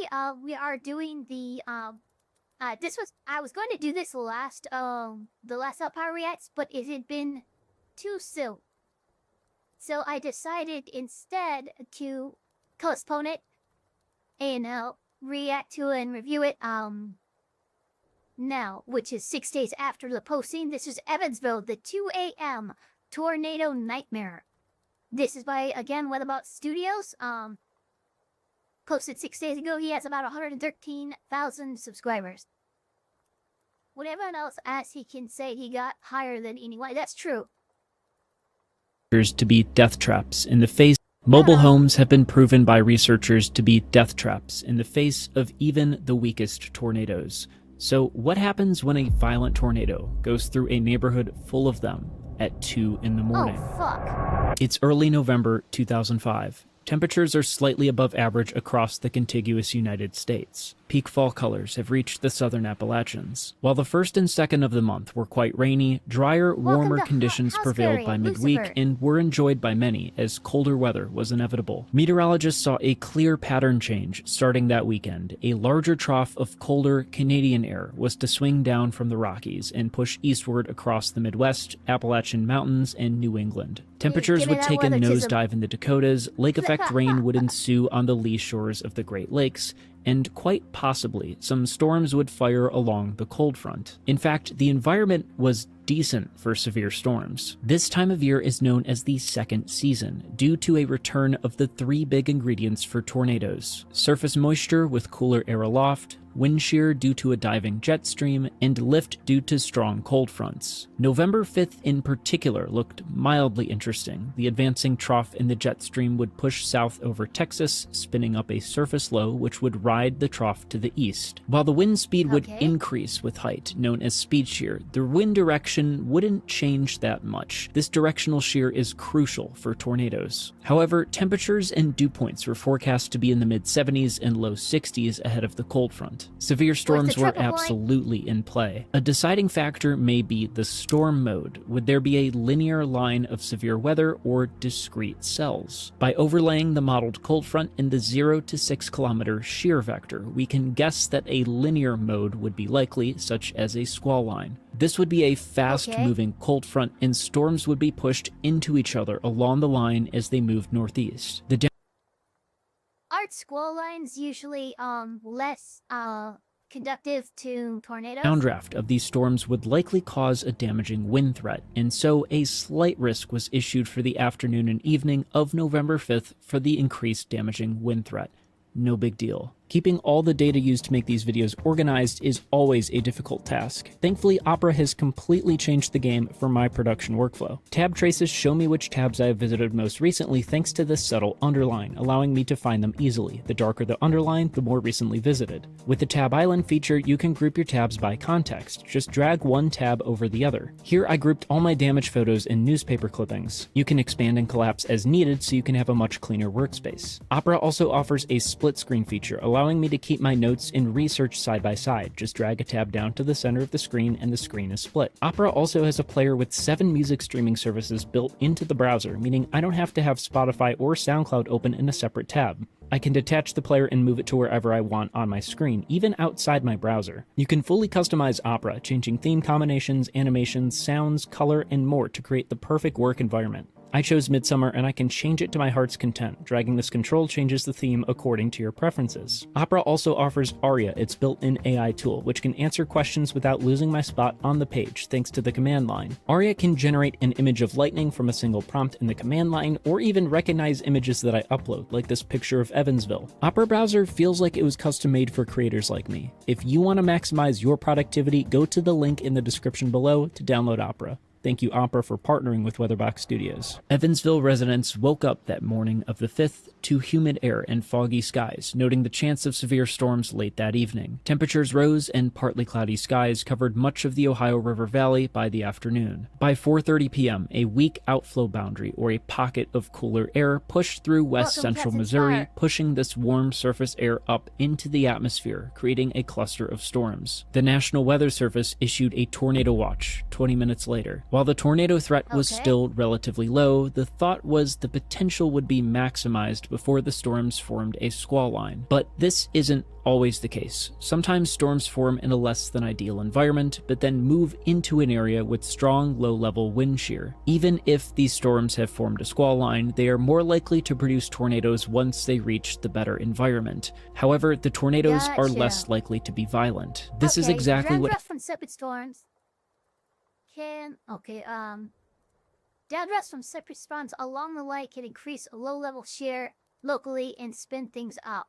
Or like what he said here, if even if they're already in the squall line, if they enter favorable conditions atmospherically, then they can end up spinning up as well. It happened on April 28th, 2025 in southern Minnesota. Watch how this line of storms becomes wavy as it moves east into a highly sheared environment. What you're seeing is strong southerly winds at the surface rush into the base of these storms, creating inflow notches. Each one of these storms with an inflow notch has the potential to drop a brief tornado. But the chances of these tornadoes being violent or long-tracked are incredibly low. Back in Missouri, these storms continued to meander across the rolling hills, producing 2-inch hail in Monroe County. And by 8:30 p.m., the northern storms had formed a solid line. The southern storms over the Ozarks were still discrete, producing large hail looking pretty potent on radar. The two northern storms produced 5 weaker tornadoes near the Missouri-Arkansas border, knocking down trees in the heavily forested, sparsely populated hills. But then, by 11 p.m., the storms had weakened. A severe thunderstorm watch remained for the Mississippi and Ohio River valleys, but that too was canceled at 11:30. In Evansville, it was quiet, warm, and muggy as residents went to bed. But high in the atmosphere, a major change was occurring.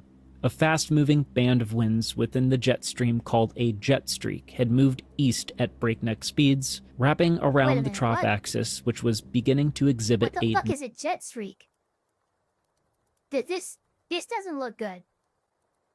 negative tilt. As these winds spread out across the Ohio River Valley, the column of low pressure stretching towards the surface deepened rapidly. Warm, moist air rocketed northwards into southern Indiana and Illinois. Dew points reached 63 degrees by midnight. While the arrival of the jet streak was expected by Weather Service forecasters, the storm mode was not. 3 discrete cells still existed along a broken line near the confluence of the Ohio and Mississippi rivers just after midnight. The 60-mile, highly sheared corridor to the east boasted storm relative helicity values of 370 meters squared per second squared, which could re-intensify these storms, invigorating their rotating updrafts and quite possibly produce a few significant tornadoes. Storm relative helicity measures the potential for rotation within supercells. During the cold season, from November to April, parameters don't have to be off the charts for tornadogenesis. This corridor is what's known as a low CAPE, high shear environment. When looking at the temperature profile of the atmosphere, the CAPE, or potential energy, is proportional to how fast air from the surface will rise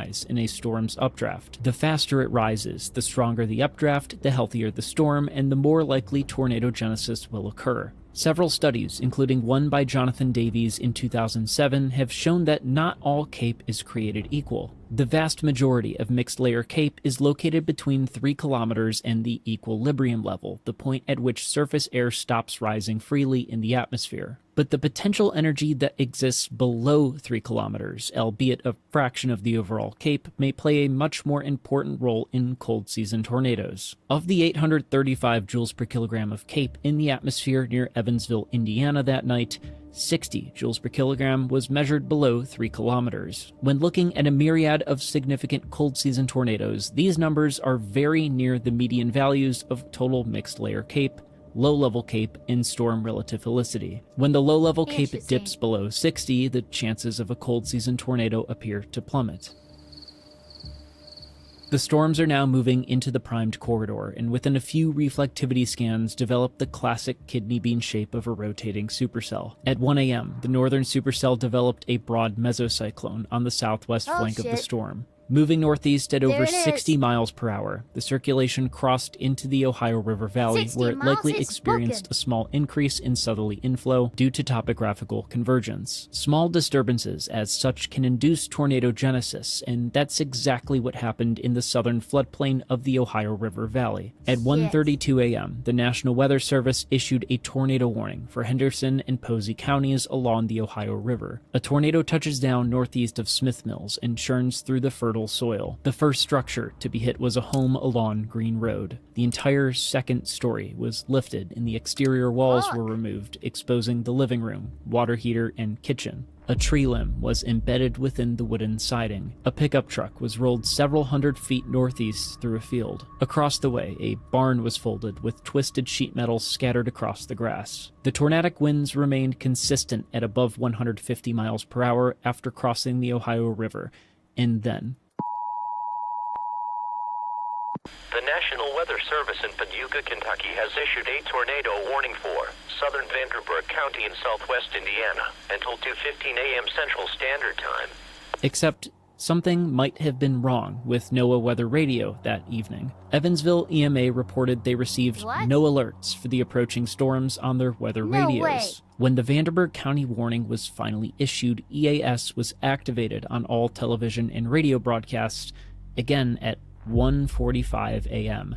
Not many people were watching. The sirens did sound at approximately the same time the tornado left cycloidal marks in the fields along the river. Chief Meteorologist Wayne Hart was live on News 25 showing the path of the circulation, urging residents to seek shelter. Although this was a few years before dual polarization radar was introduced, and having no damage reports for the first few minutes of the warning, Wayne had a suspicion that the velocity signature he was seeing was, in fact, an ongoing tornado. The tower cam, located along the river, was quite close to the tornado, however was unable to see through the heavy rain and hail. With winds steady at just under 150 miles per hour, the tornado struck the grandstands at the Ellis Park Thoroughbred racetrack. At 1:59, the Weather Service extended the radar-indicated tornado warning into Warwick County to the east, but the Weather Service had not received any confirmation of damage. Flying northeast, the tornado stayed south of Interstate 69, avoiding the entire Evansville metro, except for the single low-income community severed from Evansville by the interstate. The Eastbrook Trailer Park, consisting of over 300 mobile homes and RVs, was directly in the path of the tornado. No way it's the gonna over survive. 150 mile an hour winds. Dude, a trailer can fucking, like, an EF0 tornado can seriously take out and roll a trailer. They don't give a fuck. So for an EF3 to just come barreling through a fucking trailer park, they're all done. Were well above the threshold needed to pulverize a mobile home and kill anyone inside. And this is where the tragedy occurs. Brandy Moorfield, a stay-at-home mom, was buried under rubble. Glenda Sprinkle, who was staying with their son Denzel, one of the first to be hit by the tornado. Hilda Simmons, a retired pediatric nurse at St. Mary's Medical Center. Beverly, Jean, Brandon, and Isaiah Blaylock were killed instantly. Patricia Jones, a parish nurse at the St. Mary Catholic Church. Glenn Reed, a casino dealer in 4 states. Jesse and Emily Donner, a father and daughter, Emily being only 6 years old. Laura Ferguson, tossed 2 blocks by the twister, initially thought she was okay, but fell victim to internal injuries 6 weeks later. Matt Polk, a former Navy Seabee engineer who was visiting his girlfriend Melissa at the time. Kyoko Duncan, a Japanese immigrant mother. William Scholar, a former St. Louis homicide detective. C.J. Martin, a 2-year-old boy, along with his grandmother Julie and great-grandmother Jean. Amy and Michael Holbert, who had just purchased their mobile home a week prior. Michael's body had been thrown 100 yards into the retention pond to the south of Eastbrook and was found when the pond was drained a day later. The tornado had now managed to strike the worst possible place at the worst possible time on a night where a line of gusty storms was the expectation. The southern half of the trailer park lay unrecognizable, with many modular homes wiped clean off their concrete lots. Bodies lay in the field surrounding the retention pond. Insulation dangled from nearby trees like Christmas ornaments. Residents on the north side of Eastbrook described waking up to what they thought was an earthquake. 70 animals were recovered from the mobile home park in the coming days. As the tornado flattened the forest at Angel Mound State Park, a bolt of lightning lit up the sky behind the funnel. A security camera 2 miles northeast at the Deaconess Hospital captured the only image of the tornado. A large cone with heavy rain directly behind it. Crossing into Warwick County, the vortex spent only a couple seconds atop each home in southwestern Newburgh, peeling roofs, blowing out windows, and snapping tree limbs. It paraded through central Newburgh, exploding poorly constructed homes near the narrow center of the vortex. Ron Karn on Elm Drive had his shirt physically removed from his body by the powerful winds. When his sister Kim helped him dig through the wreckage, she found one of his old grade school report cards containing a pencil sketch of a tornado. A remarkable coincidence.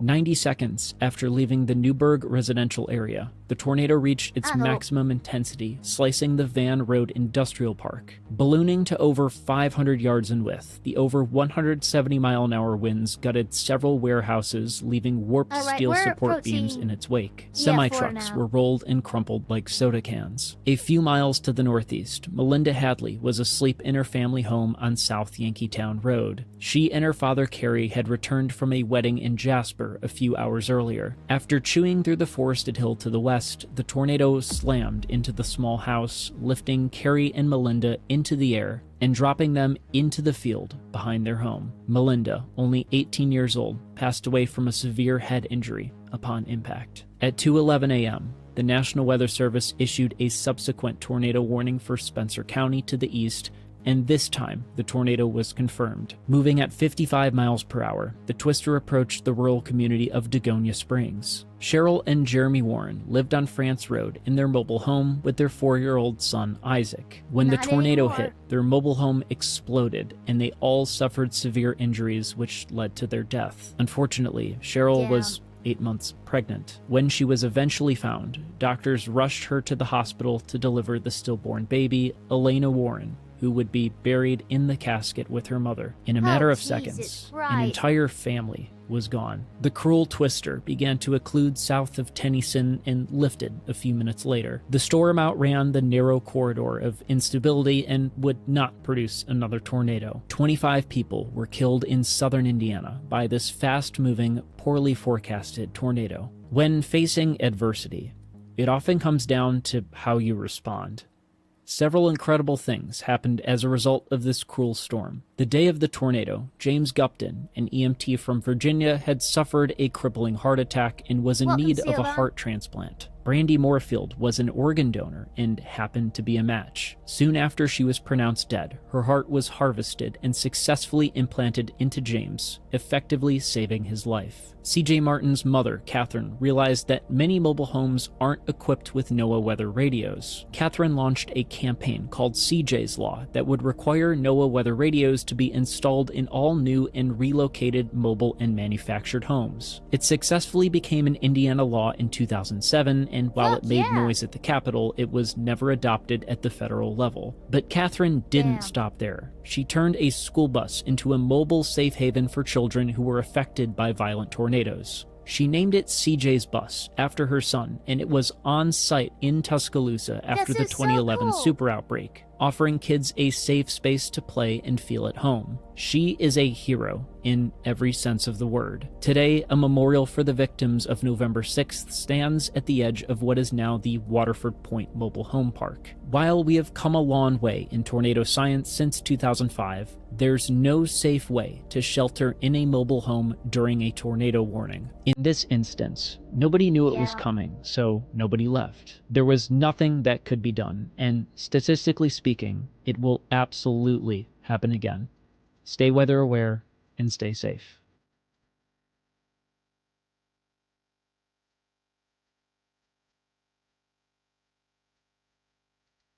There we go. Alright. Now we have 2 more videos to watch.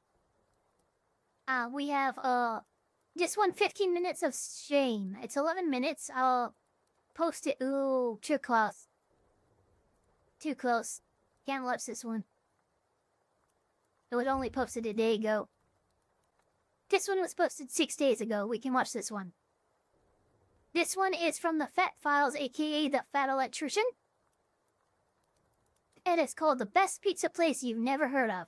Casey's General Store. Since it's basically just I'm just going to level with you. I've been all over the United States since I started this whole YouTube thing, and the Midwest does not have a lot to brag about, but our gas station game is on point, and the rest of you guys are lacking.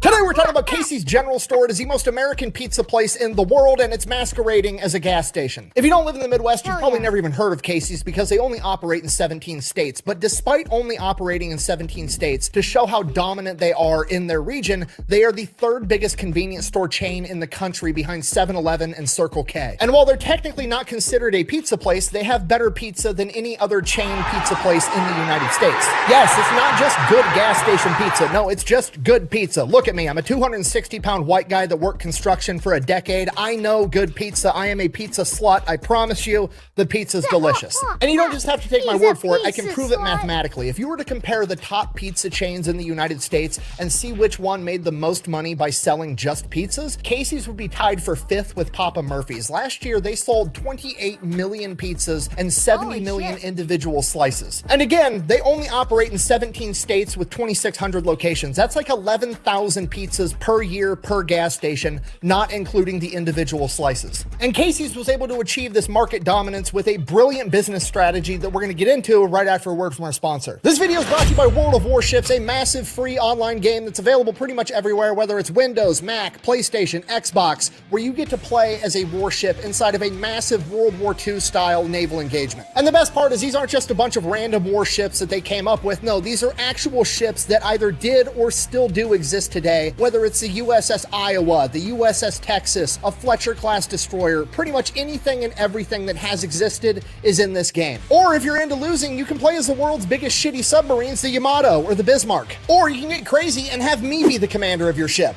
Battle starts! Enemy battleship detected. Torpedoes, direct front! Not only that, but most of their in-game events are actually centered around true historical events. This month's event is the 85th anniversary of Operation Dynamo, aka the Miracle at Dunkirk. So if you want to give World of Warships a try and partake in the Dunkirk 85th anniversary event, you can use code DYNAMO1940, and that's going to get you a bunch of freebies. I'm going to have that code and a link down below. Let's get back to the video. Okay, let me set the scene for you. You're unfortunate enough to be driving through the vast cornfield ocean that is the Midwest of the United States, and the only thing that breaks up this ocean of corn is the occasional soybean field, maybe a hog confinement, or one of the thousands of tiny little towns that have a population of like 2,000 that are so small if you blink you're gonna miss them. Pretty much all of these towns are the exact same thing. There's only 4 businesses in these towns, okay? There's a post office, a dive bar, a Dollar General, and a gas station. And 9 times out of 10, that gas station... Holy shit. Do you guys understand how right he is? But he did miss one thing. These small towns, these small Midwest towns, usually have 2 or 3 churches on the main street. Is a Casey's. And I'm gonna tell you right now, that is one of, if not the best gas stations on the planet. The only company that comes close is Quick Star, which is their main competitor inside of the Midwest. Okay, all the other regions in the United States, you guys don't hold a candle to the Midwest when it comes to the gas station game. Buh! Oh yeah, well, Texas has Bucky. No. Absolutely. As someone who has actually spent time in the Midwest, in the South, and even on the West Coast, I've even spent some time in Texas. The Midwest has the gas station game down. I'm telling you right now. Between Casey's, between Hart's, between several of the other fucking big ones. But no, like, the best fucking... the only gas station I could go into and come out with a fucking katana is a Midwest gas station. And Buc-ee's is the biggest, best gas station ever because Texas, buh. Okay, look at me. Look at me. Buc-ee's is cool. I like Buc-ee's. Buc-ee's has a cool business model. I'll do a video on them one day. But Buc-ee's is not a gas station. Buc-ee's is what happens when a Six Flags fucks a Walmart and then they have a massive parking lot that they threw some gas pumps in. That is a tourist attraction, not a convenience store. There's nothing convenient about Buc-ee's, okay? You gotta park in a 1,000 spot parking lot, walk a quarter mile just to get into the store that's the size of a fucking department store just to find the food you want. I'm not looking to do that as a construction worker trying to get to work, okay? I want to walk 12 steps in, grab food, grab an energy drink and a coffee, walk the fuck out and go to work. I'm surprised Buc-ee's doesn't take your picture and then try to sell it to you on the way out like it was a roller coaster because they do everything else an amusement park does. They basically have a fucking gift shop inside that gas station. Hey, stop it! I'm sorry, I'm getting off track. Our story begins in 1959 when Donald Lamberti, the founder of Casey's, took over his father's full-service gas station in Des Moines, Iowa. Now remember, this is the 1950s, so when I say full-service gas station, I mean they sold gas and then they had like the little auto shop off to the side where you could go in, get your tire fixed, get your oil changed, and some dude would come out and pump your gas. It wasn't really a convenience store. They weren't selling food. They didn't have a bunch of snacks and drinks and all the bullshit. That's how things were back in the day. And eventually, somewhere over the course of the next 9 years, he decides, you know what? I'm going to get rid of the auto shop. I'm going to turn the auto shop into a convenience store. I'm going to start making more money off of selling candy bars and drinks and food and shit. And it's outrageously successful. And then one day his buddy, Casey Fisher, the guy that comes by to fill up the gas tanks for his gas pump, says, hey, over in this town, Boone, Iowa, not that far away, there's another full service gas station that's struggling. You should take them over, turn them into a convenience store too, and do exactly what you did right here in Des Moines. It would probably go just as well. Now, Des Moines is the capital. It's the big city. In theory, it should be easier to have a successful business there just because of greater population density. Boone, Iowa is a tiny town that's got about 12,000 people, so he's concerned that a convenience store isn't going to be able to make it there, but there's only one way to find out. So he goes there, he takes over this gas station. It's like the only gas station in town, turns it into a convenience store, and holy shit, it's outrageously successful. In a wild turn of events that literally nobody could have seen coming, people that live in small towns also like convenience and food. Holy shit, who would have thunk it? So while yes, this small town does have less people, which means less potential business, he also has literally no competition, so he just mops up. So he ends up naming that gas station Casey's after the guy that gave him the idea, and that becomes his new strategy for the business. He's not going to try to go into the big metropolitan area and slug it out with all the big hitters and make a name for himself. No, he's just going to go around to all these little tiny podunk towns, and he actually focuses on towns that have a population of 5,000 or less. And as time goes by, he's just opening up new gas stations left and right in all these little podunk towns. And then in 1984, one of these tiny little towns only had two businesses. They had a Casey's and they had a local pizza place, and that local pizza place went out of business. So the manager of that Casey's was like, fuck it, I'm gonna start making pizza inside the donut machine, which makes a ton of sense because that entire community is used to only having one option for a restaurant to order warm food. Most of these families probably have pizza night. Like every Tuesday, our family buys pizza from this local pizzeria, and that's just our family thing, and that got taken away. So Casey's is gonna go in and fill that void, right? This is what pseudoscientists, I mean sociologists would refer to as a food desert, and he is now going to be the only person selling food inside of this food desert.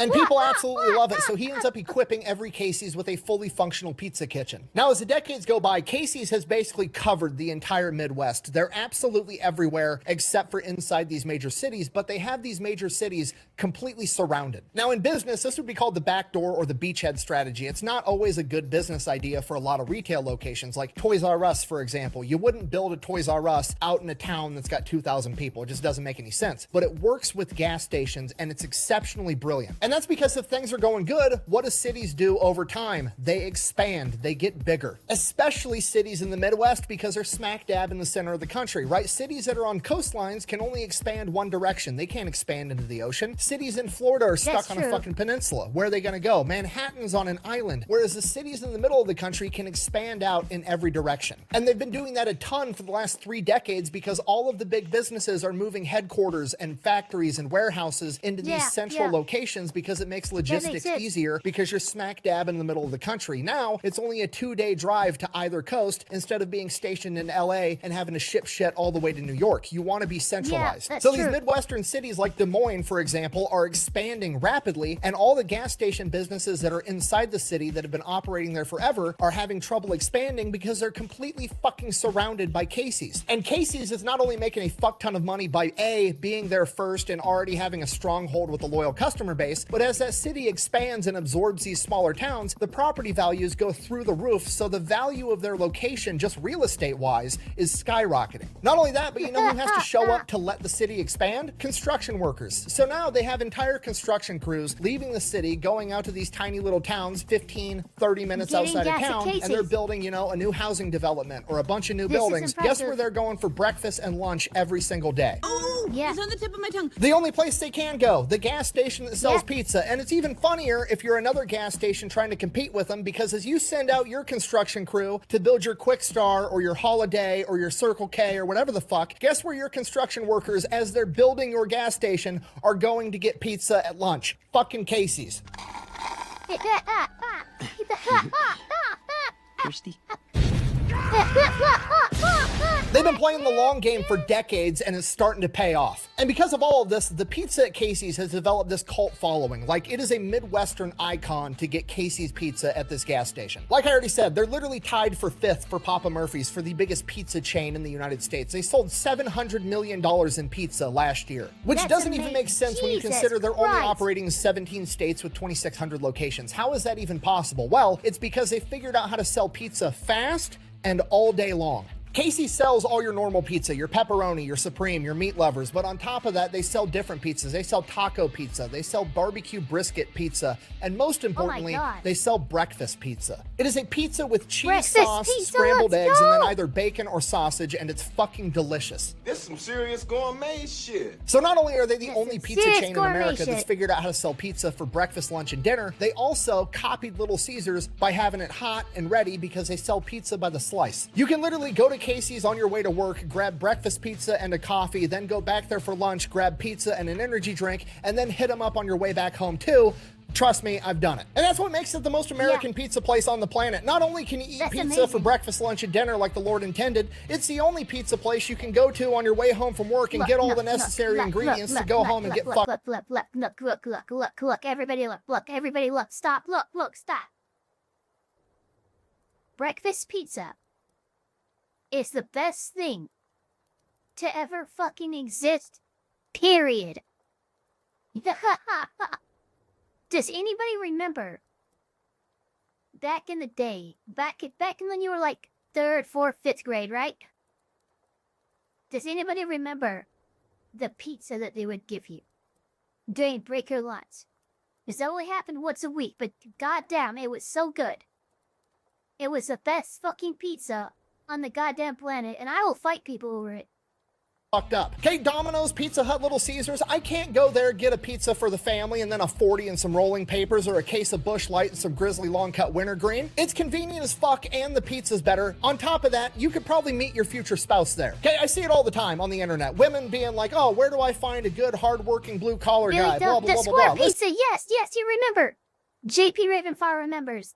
The square pizza is so fucking good. Billy Donuts, welcome to the chat. Listen to me, get off fucking Tinder, quit going out to nightclubs, get your ass up at 6 o'clock in the morning, drive to the nearest gas station that sells good breakfast food, let some air out of your tire, wait for the dudes in the high-vis shirts and dirty work boots to go walking in on their way to their construction site. Pick the one that you think is attractive and walk up to him and be like, oh, excuse me, could you help me air out my tire? Blah, blah, blah, blah, blah. He's gonna do it, and if he doesn't have a wedding ring and seems nice, ask him for his fucking phone number. The end. The absolute worst case scenario is that dude tells you he has a girlfriend and you made his day because he's been hit on twice in his entire life and he's going to remember this for the rest of forever. And then you show up to the same gas station the next morning and do it again to another guy till you find the one that's available. Go ahead and send the wedding invitation to my P.O. box. You're welcome. Okay, and I know what you're thinking, but Chubby Electron Guy, it's just gas station pizza. No, it's not just gas station pizza. It's literally better than any other major pizza chain in the country. It's got such a cult following that when David Portnoy, you know, the Barstool sports guy that goes around the country doing pizza reviews, came to Iowa for college football and asked for the best pizza place in town, he overwhelmingly got told Casey's gas station and went there and did a pizza review. One bite everybody knows the rules. Gas station pizza, Casey's General Store, Iowa. Too bacony. Too bacony? Too bacony. Huh? It's all right. I mean, it's all right. I don't know. 5.2. Oh! Okay, now to be fair, that doesn't do a whole lot of good for my argument that the pizza's fantastic, but I think we can all agree that's a dog shit review. How in the fuck are you gonna order a bacon pizza, take a bite, and go, it's too bacony? What is happening right now? Okay, that's the only person in the history of forever that's I feel like, honestly, the guy did the pizza review at Casey's out of fucking spite. His fans wanted him to do it, and he's like, yo, gas station pizza? And the fact that it was gas station pizza in his eyes colored his review. That you were seeing his review of the location, the fact that pizza was being sold out of a gas station. That's what that was. That was completely like the prejudice and the fucking snootiness of that reviewer. I'm sorry. I'm going to call it out right now. Ever been mad there was too many toppings on top of a pizza? It doesn't even make sense. It's like getting home with your wife from date night and being like, honey, it's too wet. Imagine going to a Ferrari dealership. Yeah, he came in hostile. He came in going, oh, gas station pizza, whatever. Buying a Ferrari and then calling them up the next day and be like, guys, this car's too fast. Yeah, that's the fucking point. The bacon pizza is supposed to taste like motherfucking bacon. The snozberries taste like snozberries. These carrots taste musky. Holy shit. Damn Oompa Loompas. Thankfully, he's not the only pizza reviewer that's done this. For some reason, Casey's has such a cult following that tons of people have reviews of them sitting in their cars outside of a Casey's because they stopped to review Casey's pizza as they were passing through, and almost all of them absolutely love it. So yeah, that is Casey's, the third largest gas station chain in the country and the fifth most successful pizza chain in the country, despite the fact they're technically not even a pizza chain. They accomplish this in two ways. One, they have a gimmick. They're a gas station that sells outrageously good pizza, and two, they played the long game with the beachhead strategy. Rather than competing head-on with their competition, instead, they elected to go around the outside, develop fortified positions all around them, and then as that enemy finally did try to expand, Casey's made a killing not only selling food to their construction crews to build their gas stations, but in their real estate pricing, and when the time came, they already had a loyal customer base that was in that area. So if you're ever in the Midwest and you see a Casey's, stop in, grab a... Wait, guys, I have not eaten yet today. It's 1:14 in the afternoon. I'm planning on not eating until dinner. Dinner is usually very often my only meal of the day. Like, legitimately. So I don't eat enough to do a food shrink. Sorry to say. I know that probably disappoints some people, but sorry, the Elfpire Eva mukbang video is not gonna happen, I'm sorry to say. Yeah. Do I at least that sometimes, but very often I won't. One good meal a day is all I need. I recommend donuts for dinner. Sounds bad. Look, at least that's bad for you anyway. Anyway. That was a stream. Thank you so much, everybody, for coming to spend the last 2 hours reacting to content with me. Don't forget to like, comment, subscribe, hit that notification bell as hard as you possibly can, and we will all see you on the next one. Some of you may die, but it's a sacrifice I am willing to make.